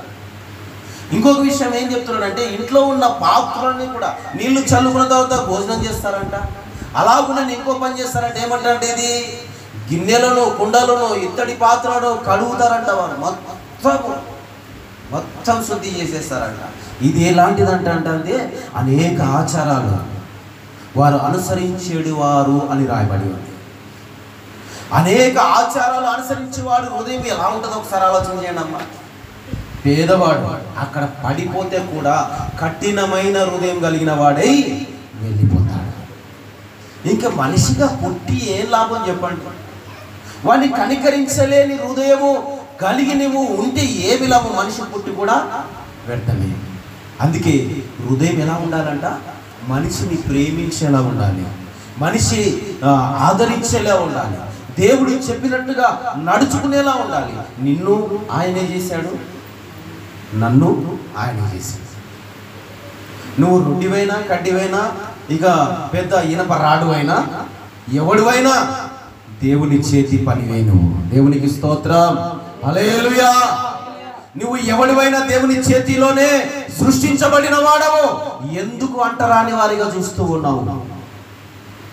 అంటే హృదయం ఎలా ఉందంటే కల్మషముతో నిండి ఉన్నది.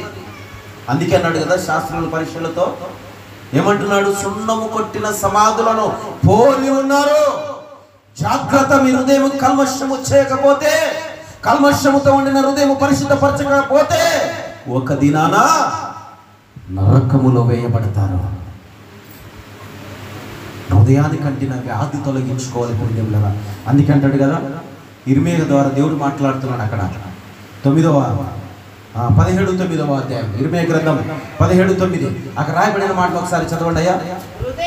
హృదయము అన్నిటికంటే మోసకరమైనది, అది ఘోరమైన వ్యాధి కలిగినది, దానిని గ్రహింపగలిగిన వాడు ఎవడు లేడు. హృదయం ఎలా చెప్పితే అలా పాటిస్తూ వెళ్ళిపోతూ ఉన్నారు. అలాంటి వారు దేవునికి ఇష్టమైన పాత్రగా ఉంటారా? శుద్ధి చేయబడిన పాత్రగా ఉంటారా? ఇలాంటి వారు ఎలాంటి వారంటే హృదయాన్ని మాత్రము శుద్ధి చేసుకోరు, కానీ బయటికి మాత్రము నీతిమంతులుగా కనబడడానికి, ఎవరికి? మనుషులకు నీతిమంతులుగా కనబడడానికి మాత్రమే ఉంటారు. ఇంకా చాలా మంది ఉన్నారండి. యెషయా ప్రవక్త కూడా ఒక మాట చెప్తాడు, పై పై పెదవులతోనంట, పై పై పెదవులతో దేవుని ఆరాధిస్తాడంట, హృదయం మాత్రము యానో ఉంచుతారంట. హృదయం మాత్రం ఎక్కడో దూరాన వస్తారు, అల్లంత దూరాన. ఆ హృదయం మళ్ళా తర్వాత పోయేటప్పుడు తగిలించుకొని వెళ్ళిపోతారు. కానీ పిల్లరా, అలాంటి హృదయాన్ని చూసి దేవుడు ఇష్టపడడు. శుద్ధి చేయబడిన పాత్రగా నువ్వు మార్చబడాలి అంటే నీ హృదయమో పరిశుద్ధమైనదిగా దేవునికి కనబడాలి. హల్లెలూయా. పరిశుద్ధమైనదిగా దేవునికి నీ హృదయము కనబడినప్పుడే నువ్వు శుద్ధి చేయబడిన పాత్రగా ఉంటావు. దేవుని పని అయిన పాత్రగా నీవు ఎంచబడతావు. ఫిలిప్పీయులకు రాసిన పత్రిక 2వ అధ్యాయం, అదే మార్కు సువార్త, లేదంటే మార్కు సువార్త 13:23 వరకు చదువుకుంటే పిల్లరా అక్కడ చాలా ఉన్నాయి. చివరిగా 23 వచ్చింది చదవండి. అక్కడే 13 చదవయ్యా ఒకసారి. 7:13 మార్కు 7:13 అక్కడ రాయబడిన మాట చూడండి ఒకసారి. 7:13లో ఏముంది? మీరు నియమించిన మీ పరంపరాచారములను వలన దేవుని వాక్యమును నిరర్ధకము చేయించు ఉన్నారు. దేవుని వాక్యాన్ని ఏం చేస్తున్నారంట వాళ్ళు? నిర్లక్ష్యము. నిరర్ధకం అంటే నిర్లక్ష్యము చేయించున్నారు వాళ్ళు. దేవుని వాక్య ప్రకారంగా నడుచుకోవడం లేదు, దేవుని వాక్యానుసారంగా జీవించడం లేదు. దేవుని వాక్యము హెచ్చరించినప్పుడు మీరు వాక్యానికి మీరు లోబడడం లేదు, నిరర్ధకము చేయించున్నారు. వాక్యము మీలో పని చేయడము లేదు. వాక్యము మీలో పని చేయాలంటే చెప్పినది చెప్పినట్టుగా మీరు చేయాలి, అప్పుడే ఆ వాక్యము మీలో నిలుస్తూ ఉంది. అందుకే అంటున్నాడు ఏమంటే దేవుని వాక్యము నిరర్ధకము చేయుచున్నారు, ఇట్టి వాటిని అనేకములు మీరు చేయుదురని చెప్పాను. అప్పుడు ఆయన జన సమూహమును మరలా తమ యొద్దకు పిలిపించి, మీరందరూ నా మాట విని గ్రహించండి. ఏమంటున్నాడు ఆయన? మీరందరూ నా మాట విని గ్రహించండి, వాక్యాన్ని మాత్రము నిరర్ధకము చేయకండి. వారు నిర్లక్ష్యపరుస్తున్నారు, వారు వ్యర్థపరుస్తున్నారు, వారు వాక్యాన్ని తృణీకరిస్తున్నారు. వారి హృదయము అజితేంద్రియ తత్వముతో నిండి ఉన్నది. ఏ తత్వముతో? అజితేంద్రము ప్లస్ తత్వము. తత్వం అనగా వారు ఒక పద్ధతి, మరి అజితేంద్రం అనగా కల్మషము, అంత ఉంటది లోపల. కానీ అజితేంద్ర తత్వముతో వారు ఒక పద్ధతి ప్రకారంగా జీవించగలరు, ఒక ఆచారాన్ని వాళ్ళు పాటిస్తూ ఉన్నారు. ఈ ఆచారము దేవునికి విరోధమైనది. మనిషిని ప్రేమించలేనప్పుడు, మనిషిని దగ్గర తీయలేనప్పుడు మరి నీకు హృదయం ఉంటే ఏం లాభము, లేకపోతే ఏం లాభం చెప్పు? హృదయం లేకపోవడమే మంచిది, నువ్వు మనిషిగా పుట్టకపోవడమే మంచిది అని తెలియపరుస్తున్నాడు ప్రియదేవుని. అందుకే అంటున్నాడు ఆయన, ఏమంటున్నాడు అంటే ఇటువంటి అనేకములు మీరు చేయుదురని చెప్పాను. అప్పుడు ఆయన జన సమూహమును మరలా తన యొద్దకు పిలిచి, మీరందరూ నా మాట విని గ్రహించుడి, వెలుపల నుండి లోపలకు పోయి మనిషిని అపవిత్రముగా చేయగలుగునది ఏదియూ లేదు, కానీ లోపల నుండి బయలు వెల్లునేదే మనిషిని అపవిత్రుడుగా చేయును అనెను. బయట నుంచి వచ్చినది లోపలికి పోయినది మనిషిని అపవిత్రము చేయదండి. బయట నుండి మనం ఏదైనా తీసుకొని లోపలేసుకుంటే అది అపవిత్రము చేయదు. మరి ఏది అపవిత్రము చేస్తుందంటే హృదయములో నుండి బయటకు వచ్చినది. ఏమొస్తుందండి హృదయంలో నుండి బయటికి? దేవునికి స్తోత్రము, హల్లెలూయా. హృదయములో నుండి ఏమొస్తుంది బయటికి? చెప్పాలి, ఏమొస్తుంది? హృదయము నిండిన కొలది నోరు మాట్లాడుతుంది. అవునా లేదండి? హృదయము నిండినది నోరు మాట్లాడుతుంది. శుద్ధి చేయబడిన హృదయము దేవునికి ఇష్టము కాదు. శుద్ధి చేయబడినదే దేవునికి ఇష్టమైన హృదయముగా ఎంచబడుతూ ఉంది. అందుకే ఏం చేయాలి? శుద్ధి చేయబడిన పాత్రగా మనము మార్చబడాలి. బయటికి మనము స్నానం చేసి అందంగా కనబడితే ప్రయోజనము లేదండి. మన లోపల హృదయము శుద్ధి చేయబడాలి. ఎలా శుద్ధి చేయబడుతూ ఉంది? వాక్యం అనే ఉత్తక స్థానం, వాక్యము ద్వారా ఉత్తక స్థానం చేయబడాలి. నల్లగొట్టబడాలి హృదయము. వాక్యము ద్వారా మన హృదయము నల్లగొట్టబడాలి. ఎప్పుడైతే నల్లగా కొట్టబడుతుందో దేవునికి మనము శుద్ధి చేయబడిన పాత్రగా ఎంచబడతాము. హల్లెలూయా. కాబట్టి ప్రియ సహోదరి సహోదరుడా, దేవుని వాక్యము సెలవీయబడినట్లుగా మనము లోపల మాత్రము శుద్ధి చేసుకోరు, కానీ చాలా మంది బయటికి మాత్రమే నా అంతటి వాడు లేడు అనేవారు లేకపోలేదు పిల్లరా. ఇలాంటి వారి హృదయం శుద్ధి చేయబడదు, శుద్ధి చేయబడని పాత్రగానే వారు అలానే ఉండిపోతారు. అందుకే మీరు మనుషులకు మాత్రమే కనబడడానికి నీతిమంతులుగా మీరు ఉంటున్నారు, కల్మషముతో నిండి ఉన్నారు. కాకపోతే సున్నం కొట్టిన సమాధులుగా ఉండక, కల్మషముతో నిండిన హృదయముతో ఉండక, శుభ్రపరచబడిన శుద్ధి చేయబడిన హృదయము కలిగిన వారుగా ఉండాలని దేవుడి వాక్యం ద్వారా తెలియజేస్తూ ఉన్నాడు. ఫిలిప్పీలకు రాసిన పత్రిక 14-15 వచనాలు చదువుకుందాం. చాలా త్వరగా చదవాలి. ఎందుకంటే ఇప్పుడు బయటకు కనబడే పాత్రగా మనము కనబడుతూ ఉన్నాం. బయట మంచిగా అందంగా కనబడే పాత్రలుగా ఉంటున్నారు, కానీ హృదయ అంతరంగంలో శుద్ధి చేయబడిన పాత్రగా దేవుని ఎదుట నిలబడలేకపోతూ ఉన్నాం. అది చదువు 2వ అధ్యాయము 14-15 వచనం చదవాలి. మీరు మూర్ఖమైన వక్రజనము మధ్య నిరపరాధులను, నిష్కలంకములను, అనిందులను, దేవుని కుమారులగునట్లు అయ్యా సనుగులను, సంశయములను మాని సమస్త కార్యములు చేయుడి. ఏమంటున్నాడు అక్కడ? పైన 3 చెప్పాడు కదా.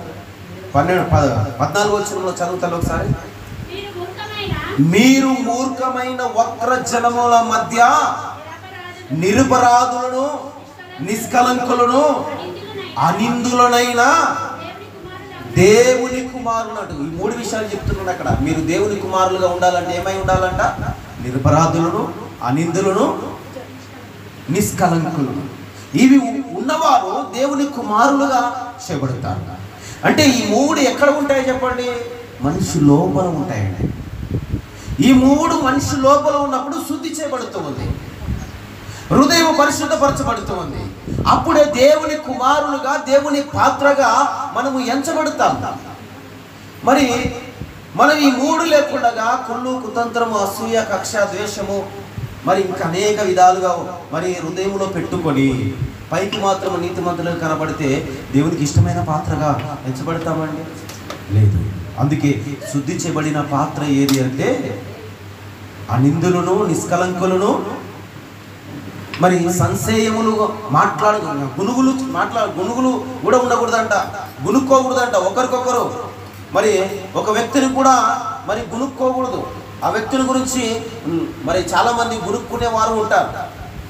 పక్కన ముందు పోగానే పక్కనే నువ్వు చూసినాంలేండి వారు ముందులే అనేవారు లేరా అండి? లేరా? ఎంతమంది లేరు? చాలామంది ఉన్నారు. మాట్లాడడం వానే అక్క నువ్వు బలక్క, అన్నా నువ్వు బలానా, బలా అని చెప్పేసి తర్వాత వారిని బుద్ధి చంపుతారు లోపలేసి. అది కాదు దేవునికి కావలసింది, శుద్ధి చేయబడిన హృదయం. ఎందుకంటే పిల్లరా, మనమంతా ఎవరము? దేవుని స్వరక్తములో కడగబడిన వారము. అవునా కదా? మనమంతా ఎవరమండి? దేవుని స్వరక్తం ఇచ్చి సంపాదించుకున్న సంఘము. శుద్ధి చేయబడిన పాత్రగా మనం ఉండాలి. ఆదిత్యేంద్రములతో నిండిన పాత్రగా ఉండకూడదు. ఇప్పుడు వంట చేసుకోవాలంటే ఏం చేస్తామండి? బాగా తోమేస్తాంగా. ఈ మధ్య బాగా పీసులు వచ్చాయి, స్టీల్ పీసులు వచ్చాయి. అవి వేసి బాగా రుద్దుతాం. రుద్దే కొద్దీ అది ఇంకా అరుగుతూనే ఉంటుంది, తెల్లగా వస్తుంది. మళ్ళీ ఒకసారి నీళ్ళు పోసి వస్తాం, ఇంకోసారి వేసి మళ్ళీ రుద్దుతాం, లోపల రుద్దుతాం. కొందరు ఏం చేస్తారంటే బయటికి కనపడిక మాత్రం బాగా రుద్దేస్తారు, లోపల ఒక అనేసి కడిగి తొందరగా వంట చేసేస్తారు. ఆయిల్ పోయక ముందే అది ఏంటో వస్తుంది, ఘాట్ వచ్చేస్తుందండి. ఇంట్లో కూర్చున్న వ్యక్తి ఇంకా తుమ్ముతూ దగ్గుతూ బయటికి వెళ్ళిపోవాలి. అంటే ఆ పాత్ర కడిగే విధానం కూడా కొంతమంది సరిగా కడగరు. అందుకే ప్రియులరా ఎలా ఉండాలి అంటే ఈ పాత్రలే కాదు మనం ఉండాల్సింది, మన హృదయ అంతరంగములో శుభ్రము చేసుకునే వారముగా మనం ఉండాలి. అది దేవుడు కోరుకుంటున్నాడు. అంటే ఎలా ఉండాలంట, అనిందులు, ఏ నింద నీ మీద పడని వారిగా మీరు ఉండాలి. ఎవరి మధ్యలో? ఒక్క జనం మధ్య. అన్ని విధాలుగా ఏదో ఒక పెడుతూ ఉంటారు, ప్రతి దానికి ఏదో ఒక ఏదో ఒక ఆటంకం, ఏదో ఒకటి వారు పెడుతూనే ఉంటారు. అలాంటి జనముల మధ్య దేవుని బిడ్డలు ఉంటున్నారు. అందుకే అంటున్నాడు, అలాంటి వారి మధ్య మనం నివసిస్తున్నాం కాబట్టి అన్ని విషయముల మనము జాగ్రత్త కలిగి ఉందాం. ఎలా ఉండాలంట? అన్ని విషయములలో మనము జాగ్రత్త. ఎలాంటి జాగ్రత్త అంట? 14వ వచనంలో చెప్పబడినట్టుగా 3 మాటలు ఏంటమ్మా? మరొకసారి చదువు. మూర్ఖమైన వక్ర జనముల మధ్య నిరపరాధులు, 1 నిష్కలంకులు, 2 అనిందులు, 3 నిరపరాధులు.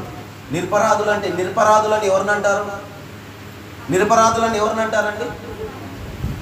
నిరపరాధులని ఏ పాపము చేయని వాడు, ఏమి దోషము చేయను, నిరపరాధు. వానికి ఏమీ తెలియదండి. ఇంకా పాపం వాడు అమాయకుడు అండి, వాడు అమాయకుడు అండి. వాడిని ఎందుకు కొడుతున్నారు, వాడిని ఎందుకు శిక్షిస్తున్నారు అని చూసిన వారు, ఆ వ్యక్తిని బట్టి ఆ వ్యక్తిని చూసిన వారు అంటారు కదండి, నిరపరాధి అండి వాడు, వాని మీద ఎందుకు నేరం మోపారు, వానికి ఏమీ తెలియదు. అలాంటి వారిని, ఏమీ తెలియని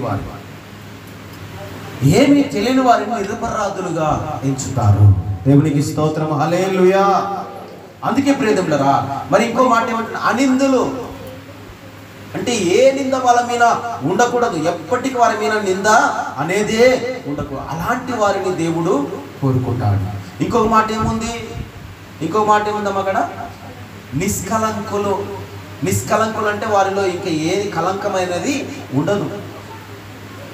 అది ప్రయోజనమైనది ఏది, అప్రయోజనమైనది ఏది వారిలో ఉండదు. అన్ని విషయాల్లో వాళ్ళు ప్రయోజనకరంగా నడుచుకుంటారు. నిష్కలంకమైనది వారి హృదయంలో ఎప్పటికీ ఉండదు. అందుకే ప్రియులారా, వారు నిష్కలంకులుగా అంటే పనికిరాని వారు కాదు, వారు పనికొచ్చేవారు. అంటే వారిలో ఏ తప్పు ఇంకా ఉండదు.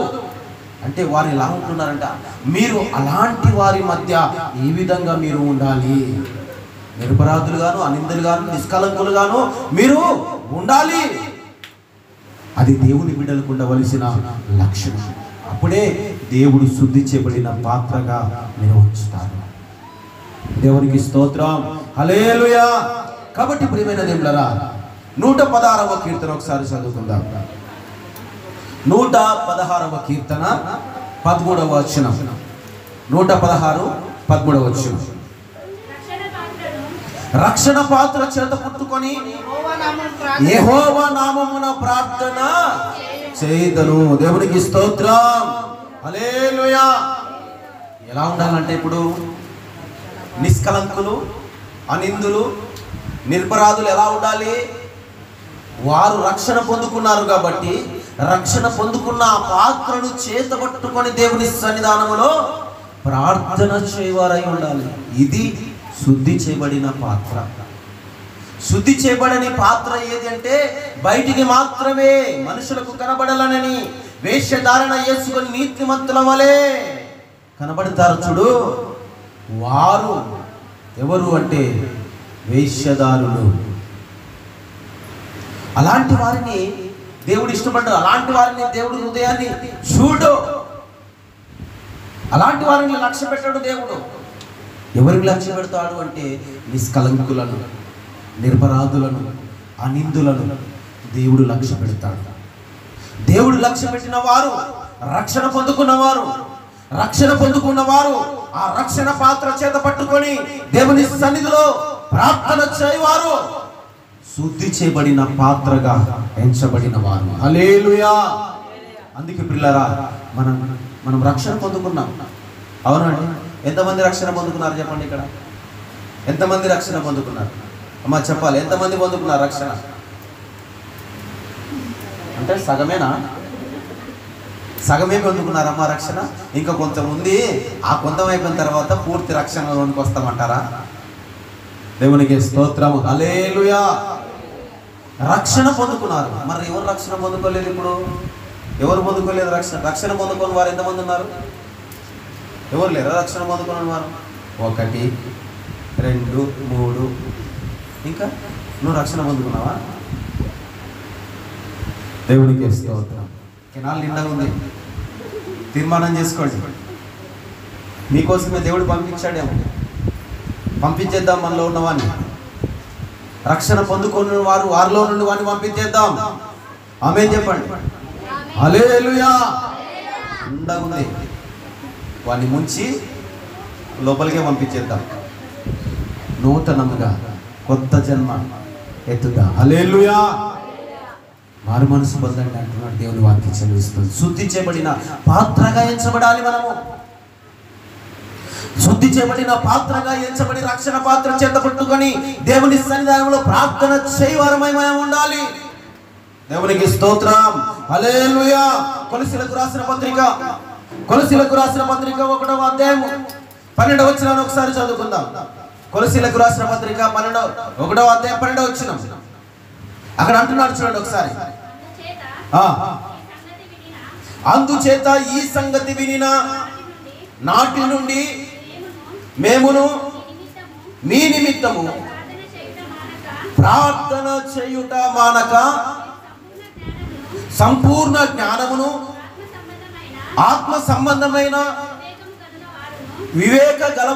వివేకము గలవారును ఆయన చిత్తమును పూర్ణముగా గ్రహించిన వారునై ప్రతి సత్కార్యములలో సఫలమగుచు దేవుని విషయమైన జ్ఞానమందును అభివృద్ధి పొందుచు అన్ని విషయములలో ప్రభును సంతోష పెట్టునట్లు ఆయనకు తగినట్లుగా నడుచుకొనవలెననియు ఆనందముతో కూడిన పూర్ణమైన ఓర్పును దీర్ఘశాంతమును కనపరుచునట్లు ఆయన మహిమ సంపూర్ణ బలముతో కనపరచబడవలెనని తేజోవాసులైన పరిశుద్ధుల స్వాస్థ్యములో పాలివారమగునట్లుగా మనలను పాత్రులుగా చేసిన తండ్రికి మీరు కృతజ్ఞతాస్తుతులు చెల్లింపవలెను. దేవునికి స్తోత్రము, హల్లెలూయా. ఒకదానికి మనందరినీ పాత్రులుగా చేశాడండి. అందుకే మనం ఏం చేయాలంట? ఇందాక చదివిన మాటలు విన్నారు కదా. మనము ఎలా ఉండాలంట? ప్రార్థన చేసేవారముగా ఉండాలి. ప్రార్థన ఎవరు చేస్తారు చెప్పండి? అక్కర కలిగిన వారే ప్రార్థన చేస్తారా? ప్రార్థన సంపూర్ణతలోనికి వచ్చిన ప్రతి ఒక్కరూ తమ రక్షణను బట్టి దేవుని సన్నిధిలో ప్రార్థన చేస్తారు. అందుకే పిల్లరా, మన రక్షణ పాత్రలుగా చేసిన దేవునికి మనము కృతజ్ఞత స్తుతులుగా చెల్లించాలి. ఇంకో విషయాన్ని జ్ఞాపకం చేస్తున్నాడు అక్కడ ఏమని జ్ఞాపకం చేస్తున్నాడంటే 1 తిమోతికి రాసిన పత్రిక అనుకుంటా పిల్లరా, లేదంటే ఇందాక సిస్టర్ చివరిలో చదివింది. తేజోవాసుల స్వాస్థ్యములో పాలివారగునట్లుగా మనల్ని ఏం చేశాడంటే ఆయన పాలిభాగస్తులుగా చేసి ఉన్నాడు. ఒక పాత్రలుగా ఆయన చేసి ఉన్నాడు. తేజోవాసులు ఎవరు? వారెప్పుడు తేజోవాసులు అంట ఒక తేజస్సునకు వారు అక్కడ నివాసము చేయుచున్నవారు. ఒక తేజస్సు అక్కడ వెలుగుతూ ఉంటది, అక్కడ వారు నివాసము చేయుచున్నవారు. దానికి సంబంధించిన వారు మాత్రమే అక్కడ నివాసము చేయవారుగా ఉంటూ ఉన్నారు. ఎవరు వారు? భూత వర్తమాన భవిష్యత్ కాలములో సర్వాధికారి అయిన దేవుడిని ప్రభుడని ఆయనను పరిశుద్ధుడు పరిశుద్ధుడు పరిశుద్ధుడని రాత్రింబగలకు మానక నిత్యము ఆయనను కీర్తించేవారు దేవదూతలు. ఆ దేవదూతలు తేజోవాసులు వారిలో మనకు స్వాస్థ్యాన్ని దేవుడు ఏర్పరిచాడండి. వారి పాత్రలో మనని కూడా పాత్రులుగా చేశాడు. వారిలో మనందరినీ కలిపాడు. ఎలా కలిపాడు? రక్షణ పాత్రనిచ్చి, ఆ రక్షణ పాత్ర నీకు అమర్చి, ఆ రక్షణ పాత్ర ఎలా వచ్చింది? మారు మనసుకు తగ్గట్టుగా వచ్చింది. మారు మనసుకు తగినట్టుగా రక్షణ పాత్ర మనకు ఇవ్వబడింది. ఇవ్వబడిన పాత్రకు తగ్గట్టుగా మనము ఎలా ఉండాలి? ఆయన ఎదుట చక్కటి ప్రవర్తన కలిగిన వారమై ఉండాలి. అది తేజోవాసుల సంబంధులో మనము పాలిభాగస్తులం. మనకు ఒక భాగము అక్కడ ఇవ్వబడుతుంది. అందుకే ప్రియమైన వారలారా, మన రక్షణ పాత్ర చేత పట్టుకొని దేవుని సన్నిధిలో ప్రార్థించి బిడ్డలుగా ఉంటే ఎక్కడ మనకు స్వాస్థ్యము దక్కుతుందంట? తేజోవాసులలో పాలిభాగస్తులయ్యే ధన్యత ఆ పాత్రలో మనకు భాగం ఇవ్వబడుతుంది. ఎవరికి ఇవ్వబడుతుంది? శుద్ధి చేయబడిన వారికి మాత్రమే, అశుద్ధిగా ఉన్న వారికి ఇవ్వదంట. అందుకే మొదటిగా మనం చదువుకున్నాం, అయ్యో వేషధారులారా, శాస్త్రులారా, పరిసయ్యులారా, సున్నము కొట్టిన సమాధులను మీరు పోలి ఉన్నారు. సమాధులలో ఎముకలు సచ్చిన వారి మరి కల్మషము అక్కడ నిండి ఉన్నది. వారి వల్ల మీరు ఉండకండి అయ్యా. లోపల సమాధిలో ఉన్నట్టుగా మీరు ఉండకండి. మీ హృదయము కల్మషముతో నింపుకొనకండి. మీ హృదయమును పరిశుద్ధపరచుకోండి.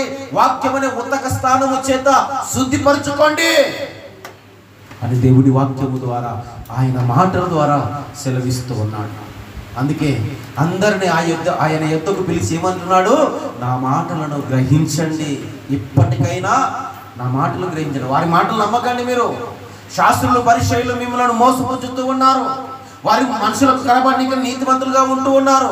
కానీ లోపల మాత్రము వారు దేనితో నిండి ఉన్నారు? అది చేంద్రియ తత్వముతో నిండి ఉన్నారు. వారిని నమ్మకండి.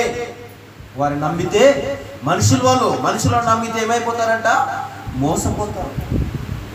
మనము దేవుని బిడ్డలము ప్రియులారా, శుద్ధి చేయబడిన పాత్రగా ఎంచబడిన వారిగా మనం ఉండాలి. అంటే ఎలా ఉండాలి? మన హృదయము శుద్ధిపరచబడినదై నిరపరాధిగా, అనిందులుగా, నిష్కలంకులుగా మనము జీవించేవారుగా ఉండాలి. ఈ లోకములో మరి ఒక్క జనం మధ్యలో అన్య జనులు, దేవుని ఎరగని వారు, దూషిస్తున్నవారు, దుర్భాషలాడేవారు, హృదయ అతికేంద్రములతో నిండి ఉన్నవారు, వారి తత్వములను, వారి ఆచారాలను పాటిస్తున్నవారు, వారి మధ్యలో ఎలా ఉండాలి?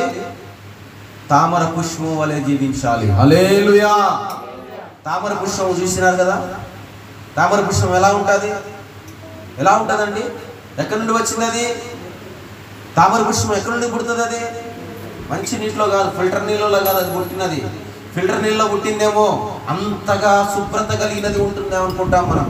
అవునా? ఆ మురికి నీళ్ళలో నుంచి వచ్చిందండి తామర పుష్పం. ఆ మురికి నీళ్ళలో నుంచి తామర పుష్పం వచ్చింది. కానీ దానికి మురికి అంటిందా? మైల ఉందా? అతికేంద్రం ఉందా? అశుభ్రంగా ఉందా? ఎలా ఉంది? దాన్ని ఆ పుష్పం మొత్తం చింపి చూసినా ఏముంటుంది? శుభ్రంగానే ఉంటుంది. ఇప్పుడు మనము మురికి ఒక బట్టను తీసి మురికి గుడ్డలో పిండితే పైకి పిండిన లోపల ఎలా ఉంటుంది? మురికిగానే ఉంటుంది ఇప్పుడు గుడ్డ. కానీ ఆ పుష్పము ఏ రెక్కకి విరిసి వేసి చూసినా కూడా ఆ పుష్పం అంట శుభ్రంగా ఉంటుంది. అందుకే తామర పుష్పం వలె ఎలా ఉండాలి? పరిశుద్ధంగా. వాక్యం అనే ఉత్తక స్థానము హృదయము చేయబడాలి. దేవునికి స్తోత్రం. హల్లెలూయా.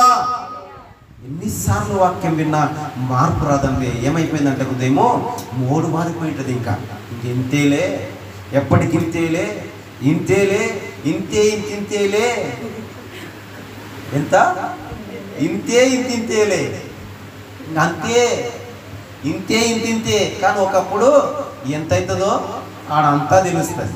దేవునికి స్తోత్రం. హల్లెలూయా. ఇంతే అనుకున్న వారందరికీ అంతా ఆడ తెలుస్తుంది. అందుకే మనం ఏం చేయాలి? ఇక్కడ ఇంత కాదు, ఇది ఎంతో ఆడంత తెలుస్తుంది అని చెప్పి మనం వెళ్ళి ఎంతైనా కానీ దాన్ని భారం అనుకున్నా దాన్ని సులువుగా చేసుకున్నాను. దేవునికి స్తోత్రం. హల్లెలూయా. కాబట్టి ప్రియులారా, ఎప్పటికీ ఇంతే ఇంతే అనుకోవద్దండి, ఒక రోజు వస్తుంది, అంత అవుతుందా. కాబట్టి దేవుని వాక్యాన్ని మనం గ్రహించి మార్పు చెందాలి. అందుకే ఇందాక ఒక మాట చెప్పాను, నిండా ఉండి వాడిని ముంచేద్దాం. మనలో ఎంతమంది ముంచేశారు చెప్పండి? ఎంతమంది ముంచేశారు? వాడిని ఎవరు ముంచలేదు. ఇంకా వాడిని పక్కకు తెచ్చుకొని పెట్టేసుకున్నట్టున్నారు. పాపం, దేవునికే మహిమ కలుగునుగాక. ముంచేసిన వారిలో వాడు ఇంకా రావడానికి కూడా భయపడతాడండి. బాప్తిస్మము అనేది రక్షణకు ఒక మెట్టు. బాప్తిసం తీసుకున్నంత మాత్రాన పరిపూర్ణలోనికి రాలేము. అంత అంత అంత అంత అనుకుంటే వెళ్ళిపోవాలంతే. దేవునికి స్తోత్రం కలుగునుగాక. అందుకే పిల్లరా, కీర్తన గ్రంథంలో చెప్పినట్టుగా రక్షణ పాత్రను చేత పట్టుకోవాలి. మనం ఏదేమైనప్పటికీ మనకు ఇవ్వబడిన శుద్ధి చేయబడిన పాత్ర మనకిచ్చాడు దేవుడు. శుద్ధి చేయబడిన పాత్ర హృదయం. ఆ హృదయమును ఎత్తి పట్టి దేవుని సన్నిధిలో ప్రార్థించాను, ప్రభువా మరెన్నటికీ నా హృదయములోనికి కల్మషము రానివ్వకు, నా హృదయము అపవిత్ర పడులాగున సాతానుకు చోటు కల్పించకు. ఎందుకంటే నీ సొత్తుగా ఉండాలనుకుంటున్నా, నీ బిడ్డగా ఉండాలనుకుంటున్నా, నీవు శుద్ధి చేయబడిన పాత్రగా నేను ఉండాలనుకుంటున్నా. ఈ పాత్ర నీదయ్యా, నీకోసమే వాడబడాలి. ఇప్పుడు కూరలు వండే పాత్రలో టీ చేస్తే ఎలా ఉంటుంది చెప్పండి అమ్మా? అమ్మా అక్కలు, కూర వండే పాత్రలో టీ చేస్తే ఎలా ఉంటుంది అమ్మా? ఏమవుతుందమ్మా? తినేదేగా. ఏ అట్లా చేసినావే టీ? భర్త అడుగుతాడు అప్పుడు, ఏ లేదండి ఆ పాత్ర ఇంకా అది టీ చేసినది కనపడడం లేదు, అదే నిన్న మటన్ వండుకున్నాగా మసాలా గిసాలా జరుగుతుంది ఆ పాత్రలో, అందుకే ఇంత కారం ఉంది అని చెప్పి తిట్టి టీ వాపస్ ఇచ్చేస్తాడు. అంటే పాత్రల్లో తేడా కనపడితే ఏమవుతుందండి? ఏమవుతుంది? తేడా వస్తే ఉల్టా పల్టా అవుతుంది, తేడా వస్తే ఉల్టా పల్టా. అందుకే మన జీవితం కూడా ఉల్టా పల్టా కాకుండా ఉండాలంటే ఒకేలా ఉండాలి. దేవునికి స్తోత్రము, హల్లెలూయా. శుద్ధి చేయబడిన పాత్రగా మనము కడగబడినప్పుడు మరి మలినమైన పాత్రగా మనం ఎన్నటికీ కాకుండా చూసుకోవాలి. అయినాకో ఏమవుతుందమ్మా? కారం అవుతుంది, బాధలు వస్తాయి, శ్రమలు వస్తాయి, ఇబ్బందులు వస్తాయి, ఇంకా అనేకముగా జ్వరపడతాయి. వాడు వచ్చి ఇంకెన్నో తీసుకొచ్చి లోపల పెడతాడు. ఒకదాని పాపం ఏదో వెళ్ళిపోయినాళ్లే అనుకుంటాం, కానీ వాడు శుద్ధి చేయబడింది కదా అని చెప్పేసి ఇక్కడ దేవుడు లేడు, ఇక్కడ లోకం లేదని చెప్పేసి వాడు ఏం చేస్తాడు? తనకంటే చెడ్డమైన దయాలు తీసుకొచ్చి అందులో తీసుకొచ్చి తిష్ట వేసుకొని కూర్చుంటాడు. 8 ఒక్కదాంతో పోయింది, 8 దాంతో వచ్చింది. ఎందుకు ఆ బాధ? ఎందుకు ఆ బాధ అండి? శుద్ధి చేయబడిన బాధ చక్కగా మనం ముందు కొనసాగదాం. దేవుని ఎదుట మన హృదయమును పరిశుద్ధపరచబడిన దేవుని ఎదుట భయభక్తులు కలిగి నడుచుకుందాం. మొదటి తిమోతికి రాసిన పత్రిక 2వ అధ్యాయం 21. మొదటి తిమోతి రాసిన పత్రిక 2వ అధ్యాయము 21వ వచనం. అక్కడ రాయబడిన మాటని జ్ఞాపకం చేసుకుందాం పిల్లరా. చదవండి అమ్మ. ఎవడైనను వీటిలో చేరక తన్ను తాను పవిత్రపరచుకొనిన ఎడల వాడు పరిశుద్ధపరచబడును.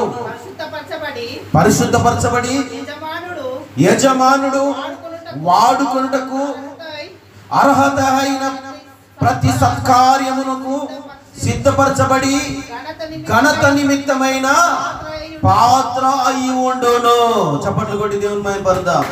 దేవునికి స్తోత్రము, హల్లెలూయా, హల్లెలూయా. ఏ పాత్రగా ఎంచబడతారంట? ఘనత నిమిత్తమైన ఎంచబడిన పాత్రగా ఉంచుతారు. వేటిలో చేరకూడదంట? 22 చదవయ్యా. దేనిలో చేరకూడదు అక్కడ రాయబడి ఉంటది. నీ యవన ఈచల నుండి పారిపొమ్ము, పవిత్రత హృదయములై. పైన 20 చదువు. 20 మొదటి తిమోతి 2:20 అక్కడే ఉంటది కదా. ఇందాక చదివే కదయా.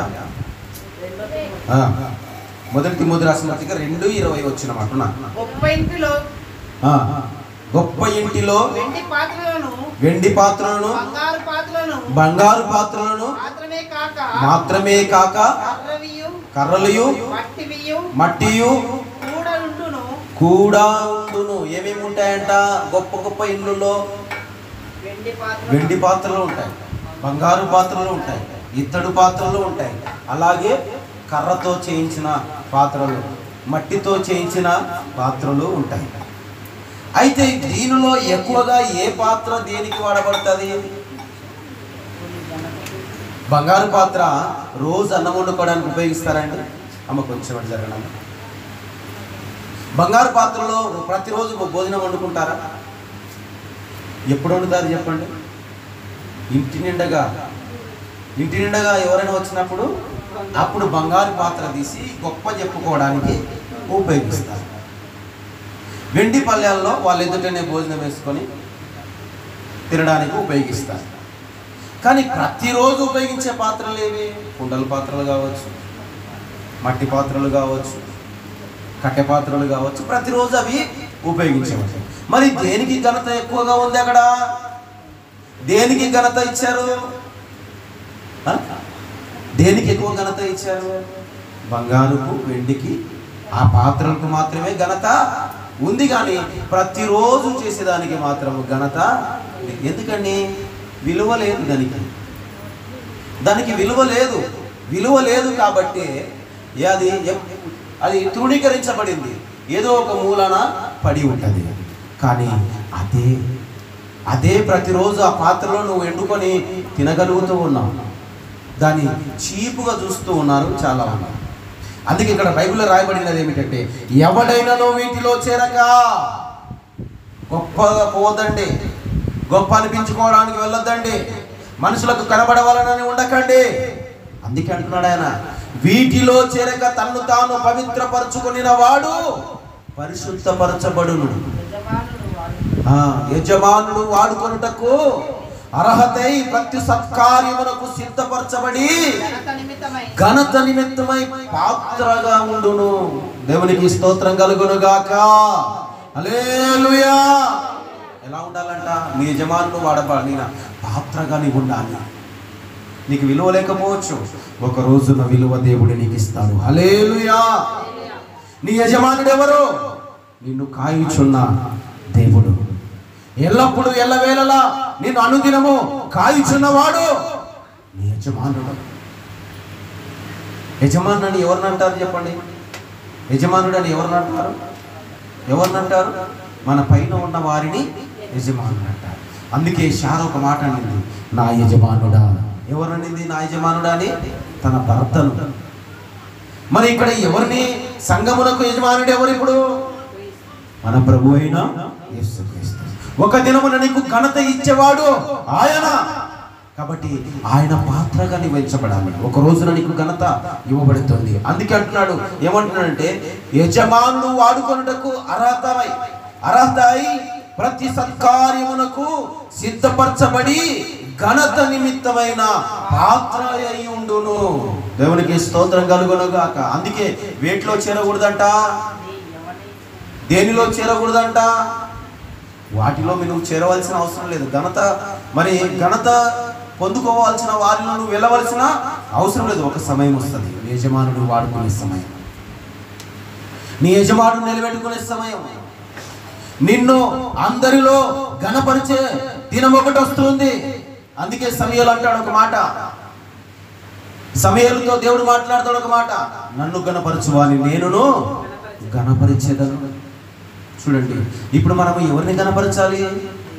దేవుని ఘనపరచాలి. దేవుని ఘనపరిచినప్పుడు ఆయన మనందరినీ ఘనపరుస్తారు. అయితే ఘనపరచబడిన పాత్రగా మనం ఎంచబడాలి అంటే ఎలా ఉండాలి? ఇప్పుడు దేవుని ఘనపరుస్తూ మన క్రియలను ఆయన ఎదుట ప్రవర్తించిన వారమై ఉండాలి, మంచి క్రియలు చేయని వారై ఉండాలి. అందుకే సుబుద్ధిని ఆధారం చేసుకోకూడదు. మన ప్రవర్తన అంతటిని ఆయన అధికారమునకు అప్పగించుకునే వారముగా మనం ఉండాలి. దేవునికి స్తోత్రం. హల్లెలూయా. కాబట్టి ప్రియమైన దేవుని సంగమా, ఒక దినమున నీవు శుద్ధి చేయబడిన పాత్రగా ఈ శుద్ధి చేయబడిన పాత్రగా దేవుని ఎదుట నిలబడాలి అంటే ఇప్పటి నుండే ఆ శుద్ధి చేయబడిన పాత్రగా ఉండడానికి అరునిశలో నువ్వు నీ రక్షణ పాత్రను చేత పట్టుకొని ప్రతి దినము దేవుని సన్నిధిలో ప్రార్థన చేయాలి. ప్రియులారా, మనము దేవునికి పని అయిన పాత్రలము. దేవుని పని అయిన పాత్రలు మనం. ఏ పాత్రలు మనము? దేవుని పని అయిన పాత్రము. ఆయనకు పనికొచ్చే పాత్రలుగా మనం ఉండాలి.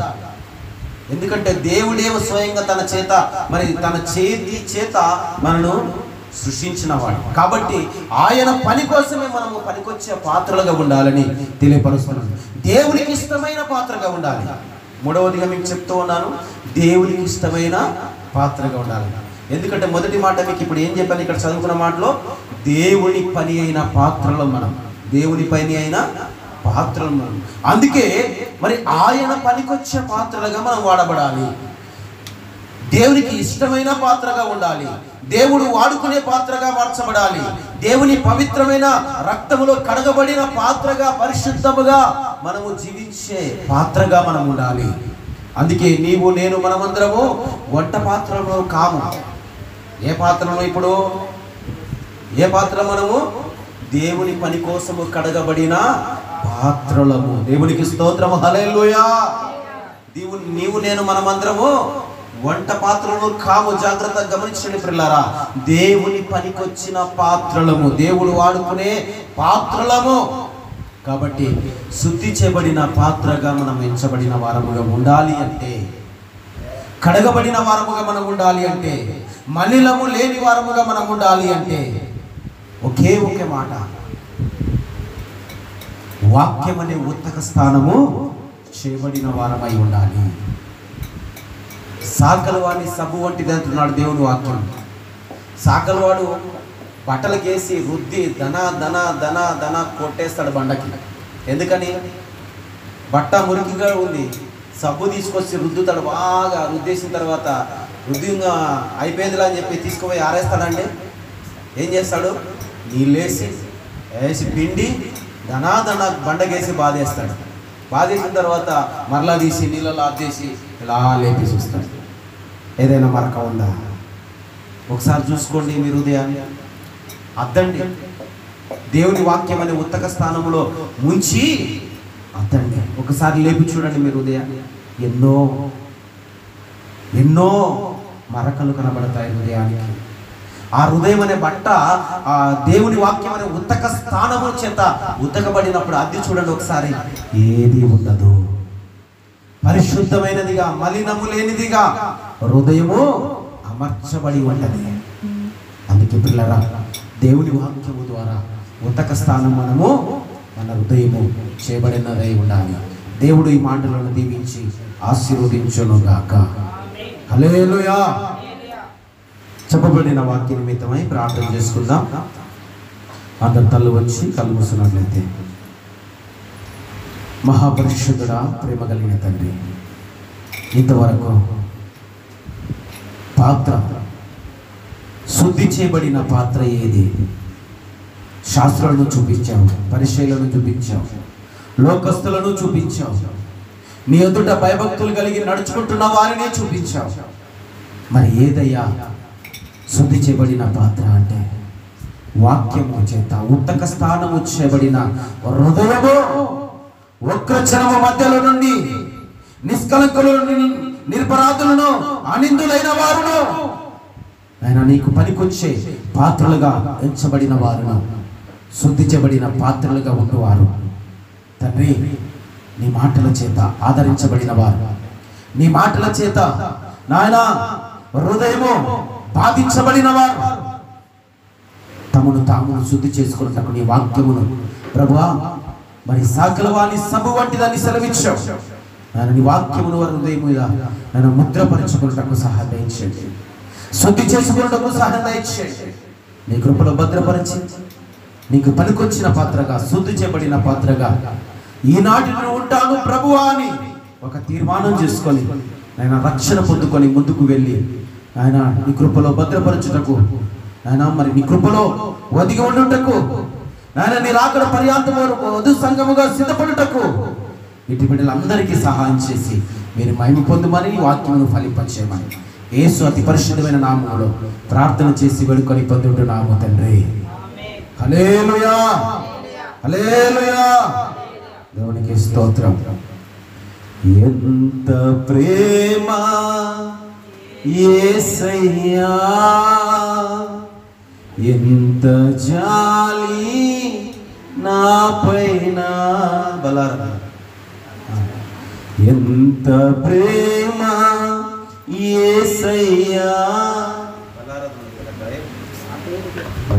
అందరము ఒకసారి మోకాళ్ళ మీదకి వచ్చి బలలో పాలు పంపులు పొందే ప్రతి ఒక్కరు మరియు ఇంతవరకు చెప్పిన మాటలను జ్ఞాపకం చేసుకుంటాం. మోకాళ్ళ మీదకి నిలుడు మోకాలు వేయాలని మనం చదివిస్తూ ఉన్నాం. ఈరోజు మొదటి ఆదివారం కనుక, ఈ ఆగస్టు మాసంలో మొదటి ఆదివారం కనుక ప్రభు బలలో చేయవేయి వారందరూ మరి ప్రతిదీ మనను ఏ రీతిగా జీవించావు, ఎలా బ్రతుకుతూ ఉన్నావు దేవుని ఎదుట, యోగ్యత కలిగిన బిడ్డగా ఉన్నానా?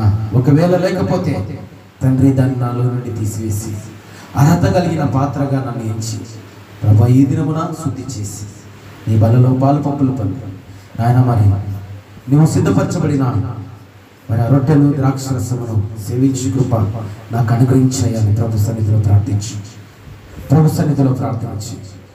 ప్రతి ఒక్కరు యేసయ్యా నీకు వందనాలు. స్తోత్రం. హల్లెలూయా. దేవానికి వందనాలు, దేవానికి స్తోత్రం. పరిశుద్ధమైన దేవానికి స్తోత్రం. అందరూ కలిసి వేడుకోవాలి ప్రభుని. అందరూ కలిసి ప్రార్థన చేయాలి ప్రభుని. ప్రభు ఇచ్చిన మిక్కిలి అనుకూలమైన సమయం ఇదే రక్షణ దినము. దేవుడు మనకు అనుగ్రహించిన కొలది మనము దేవుని సన్నిధిలో ప్రార్థించే వరముగా మనం ఉండాలి. హల్లెలూయా. దేవానికి మహిమ కలుగునగాక, పరిశుద్ధుడానికి స్తోత్రము కలుగునగాక. సర్వశక్తి సంపన్నుడైన దేవానికి వందనాలు నా తండ్రి. నీ కృప వెంబడి కృప మాకు అనుగ్రహించమని నీ సన్నిధానములో ప్రార్థిస్తున్నాము తండ్రి. యేసయ్యా నీకు స్తోత్రం. హల్లెలూయా. దేవానికి మహిమ కలుగునగాక. ప్రార్థించాలి అందరూ ఎవరికి వారు ప్రభు బలలో పాలు పంపులు పొందేవారు ఎవరికి వారు వ్యక్తిగతంగా మరి ప్రతి ఒక్కరు ప్రార్థించుకోవాలి. అలాగే బాప్తిసం పొందని వారు కూడా మరి ఈ దినమున వారికి బాప్తిస్మాలు ఇవ్వబడతాయి. సిద్ధపాటు కలిగితే మరి ఎందుకంటే పిల్లరా, దేవుడు మనకు అనుకూలమైన సమయాన్ని ఇచ్చాడు. మిక్కిలి రక్షణ దినము, మిక్కిలి అనుకూలమైన సమయము, ఇదే రక్షణ దినము. నువ్వు నమ్మి విశ్వసించినట్లయితే ఈ దినమున బాప్తిసం పొందడానికి దేవుడు కృప చూపబోతూ ఉన్నాడు. తీర్మానించుకో. హల్లెలూయా. యేసయ్యా నీకే స్తోత్రాలయ్యా. నీ కృప వెంబడి కృప మాకు అనుగ్రహించిన ఆయన యేసయ్యా మా స్తోత్రములపై ఆశీర్వాదమైన తండ్రి నీకే వందనాలు. అందరూ ఏకీభవించాలి. ఈరోజు ఆగస్టు మాసంలోనికి దేవుడు ఈ మొదటి ఆదివారం ఆయన ఆరాధనలో పాలు పంపులు పొందే భాగ్యాన్ని దేవుడు మనకి ఇచ్చాడు. ఒక్కసారి జ్ఞాపకం. అవును, మా కోసమే నువ్వు బలైపోయావు. నమ్మితే నువ్వు రక్షణ పొందుకుంటావు. హల్లెలూయా. స్తోత్రం.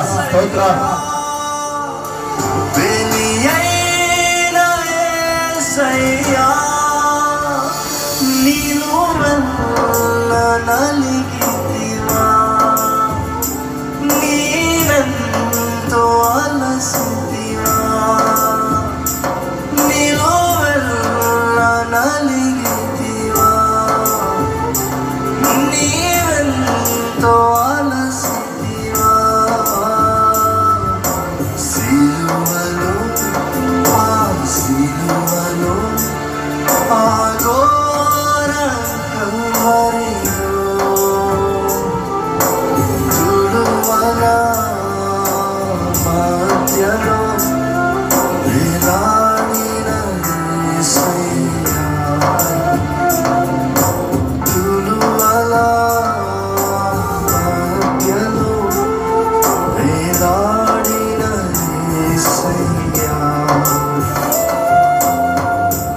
ఒక్కసారి యేసు ప్రభుని చూస్తాం. నేరము చేయని నీవు ఈ ఘోర పాపి కొరకు భారమైన సిలువ మోయలేక మోసావు. నేరము చేయని నీవు ఈ ఘోర పాపి కొరకు భారమైన సిలువ మోయలేక మోసావు. కొరడాలు చల్లని చీల్చే నీ సుందర దేహమునే. కొరడాలు చల్లని చీల్చే నీ సుందర దేహమునే. తడిపెని కనునే హృదయము దారనే. తడిపెని కనునే హృదయము దారనే.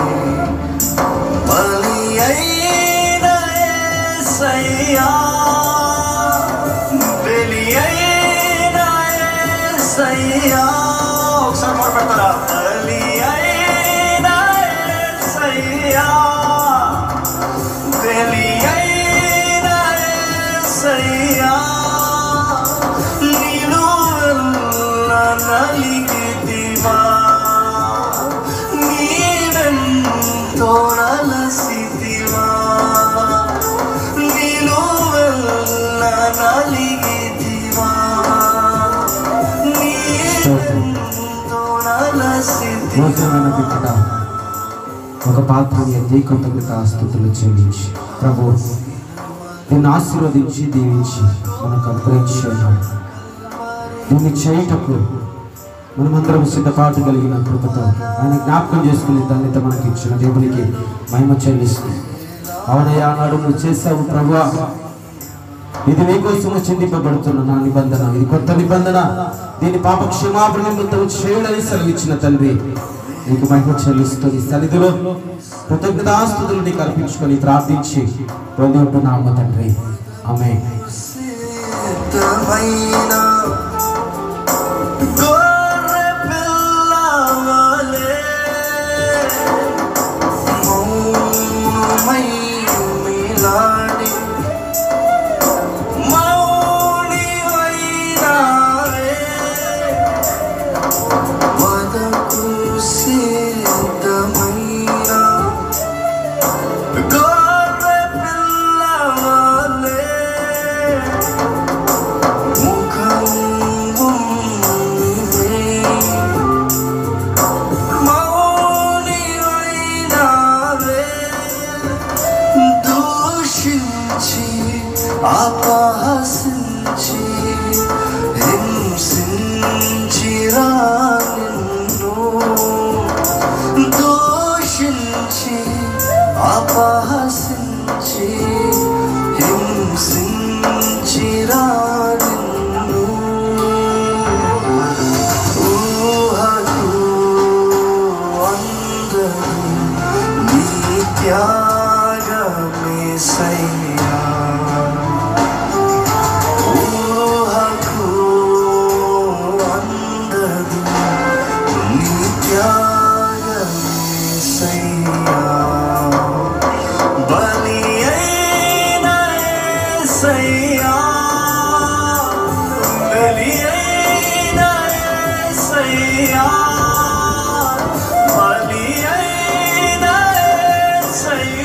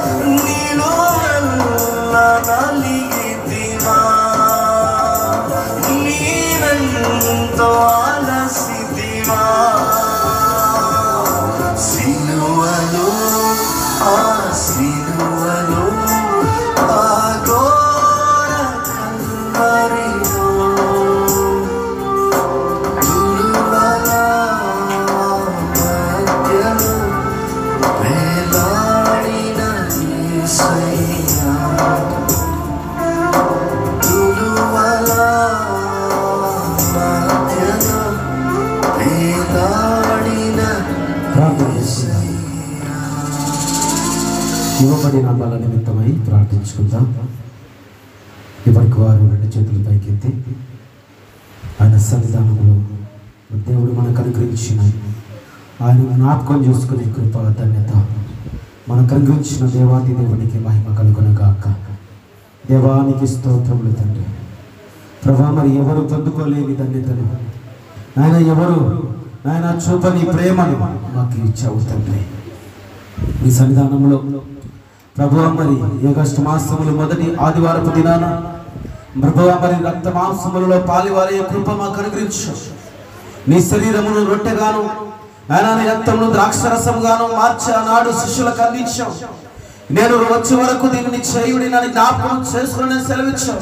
అవును ప్రభువా, నేను జ్ఞాపకం చేసుకున్నట్టుకు ప్రభువా, రొట్టెను ద్రాక్షరసములోనైనా పాపములు పొంది బల ఆరాధనలో ఎంతమంది బిడ్డలైతే ఈ దినమునైనా పాపములు పొందుచు ఉన్నారో, యోగ్యత కలిగిన వారిగా అర్హత కలిగిన వారిగా ఎంతమంది అయితే ఉంటూ ఉన్నారో అటు వారందరినీ ప్రభువా దీవించండి.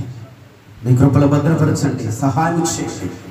నీ రెక్కల నీళ్ళు ఆశ్రమీయమని నాయన ఇంకను ప్రభువా వధువు సంఘముగా సిద్ధపడుటకు నాయన నీ రాకడ పర్యాంతము వరకు నిరీక్షణ కలిగిన వారిగా ఉండుటకు ఓర్కెను సహనమును ఒక్క జనము మధ్యలో నిరపరాధులుగా నిలకడగాను అనిందలుగాను ఉండుటకు సహాయం చేసి నీ రక్షణ పాత్రగా ఉండుటకు సహాయం చేయమని ప్రార్థిస్తున్నాను తండ్రి. శుద్ధి చేయబడిన వారిగా ఉండుటకు ఆయన మరెన్నటికి నైనా కల్మషమును ఆయన అంటించుకుని వారిగా ఉండుటకు సహా ఆయన వారికి నాయన ప్రభువా సాతాను దురాత్మ శక్తులను లయపరచండి. దేవా, కల్మషముతో ఉండిన వారిగా ఉండక తండ్రి శుద్ధి చేయబడిన హృదయముగా గలవారుగా ఉండటకు సహాయం చేయమని ఆయన ప్రభు మరి బలలో పాల్పంపులు పొందిన ప్రతి కుటుంబాన్ని ప్రతి ఒక్కరిని దీవించి ఆశీర్వదించమని ప్రభు నీ ఆశీర్వాదము వెనువెంట ఉంచి నీ రాకడ వరకు సిద్ధపాటు చేయమని యేసయ్య పరిశుద్ధమైన నామములో ప్రార్థించి ఈ ప్రార్థన మనములు నీకు సమర్పించుకొని వేడుకొని పొంది ఉంటున్నాము తండ్రి. హల్లెలూయా, హల్లెలూయా. దేవునికి స్తోత్రం. మంచిది పిల్లరా, మనమందరము ఒకసారి లేచి నిలబడి కృతజ్ఞత మరి కానుకలు సమర్పించుకుందాం. ఈరోజు మొదటి ఆదివారం గుర్తించుకోండి. దేవుడు మనకు ఇచ్చిన దానిలో నుండి 10వ వంతు కూడా దేవునికి సమర్పించుకోవలసిన మరి వారంగా మనం ఉండాల్సి మరి దశమ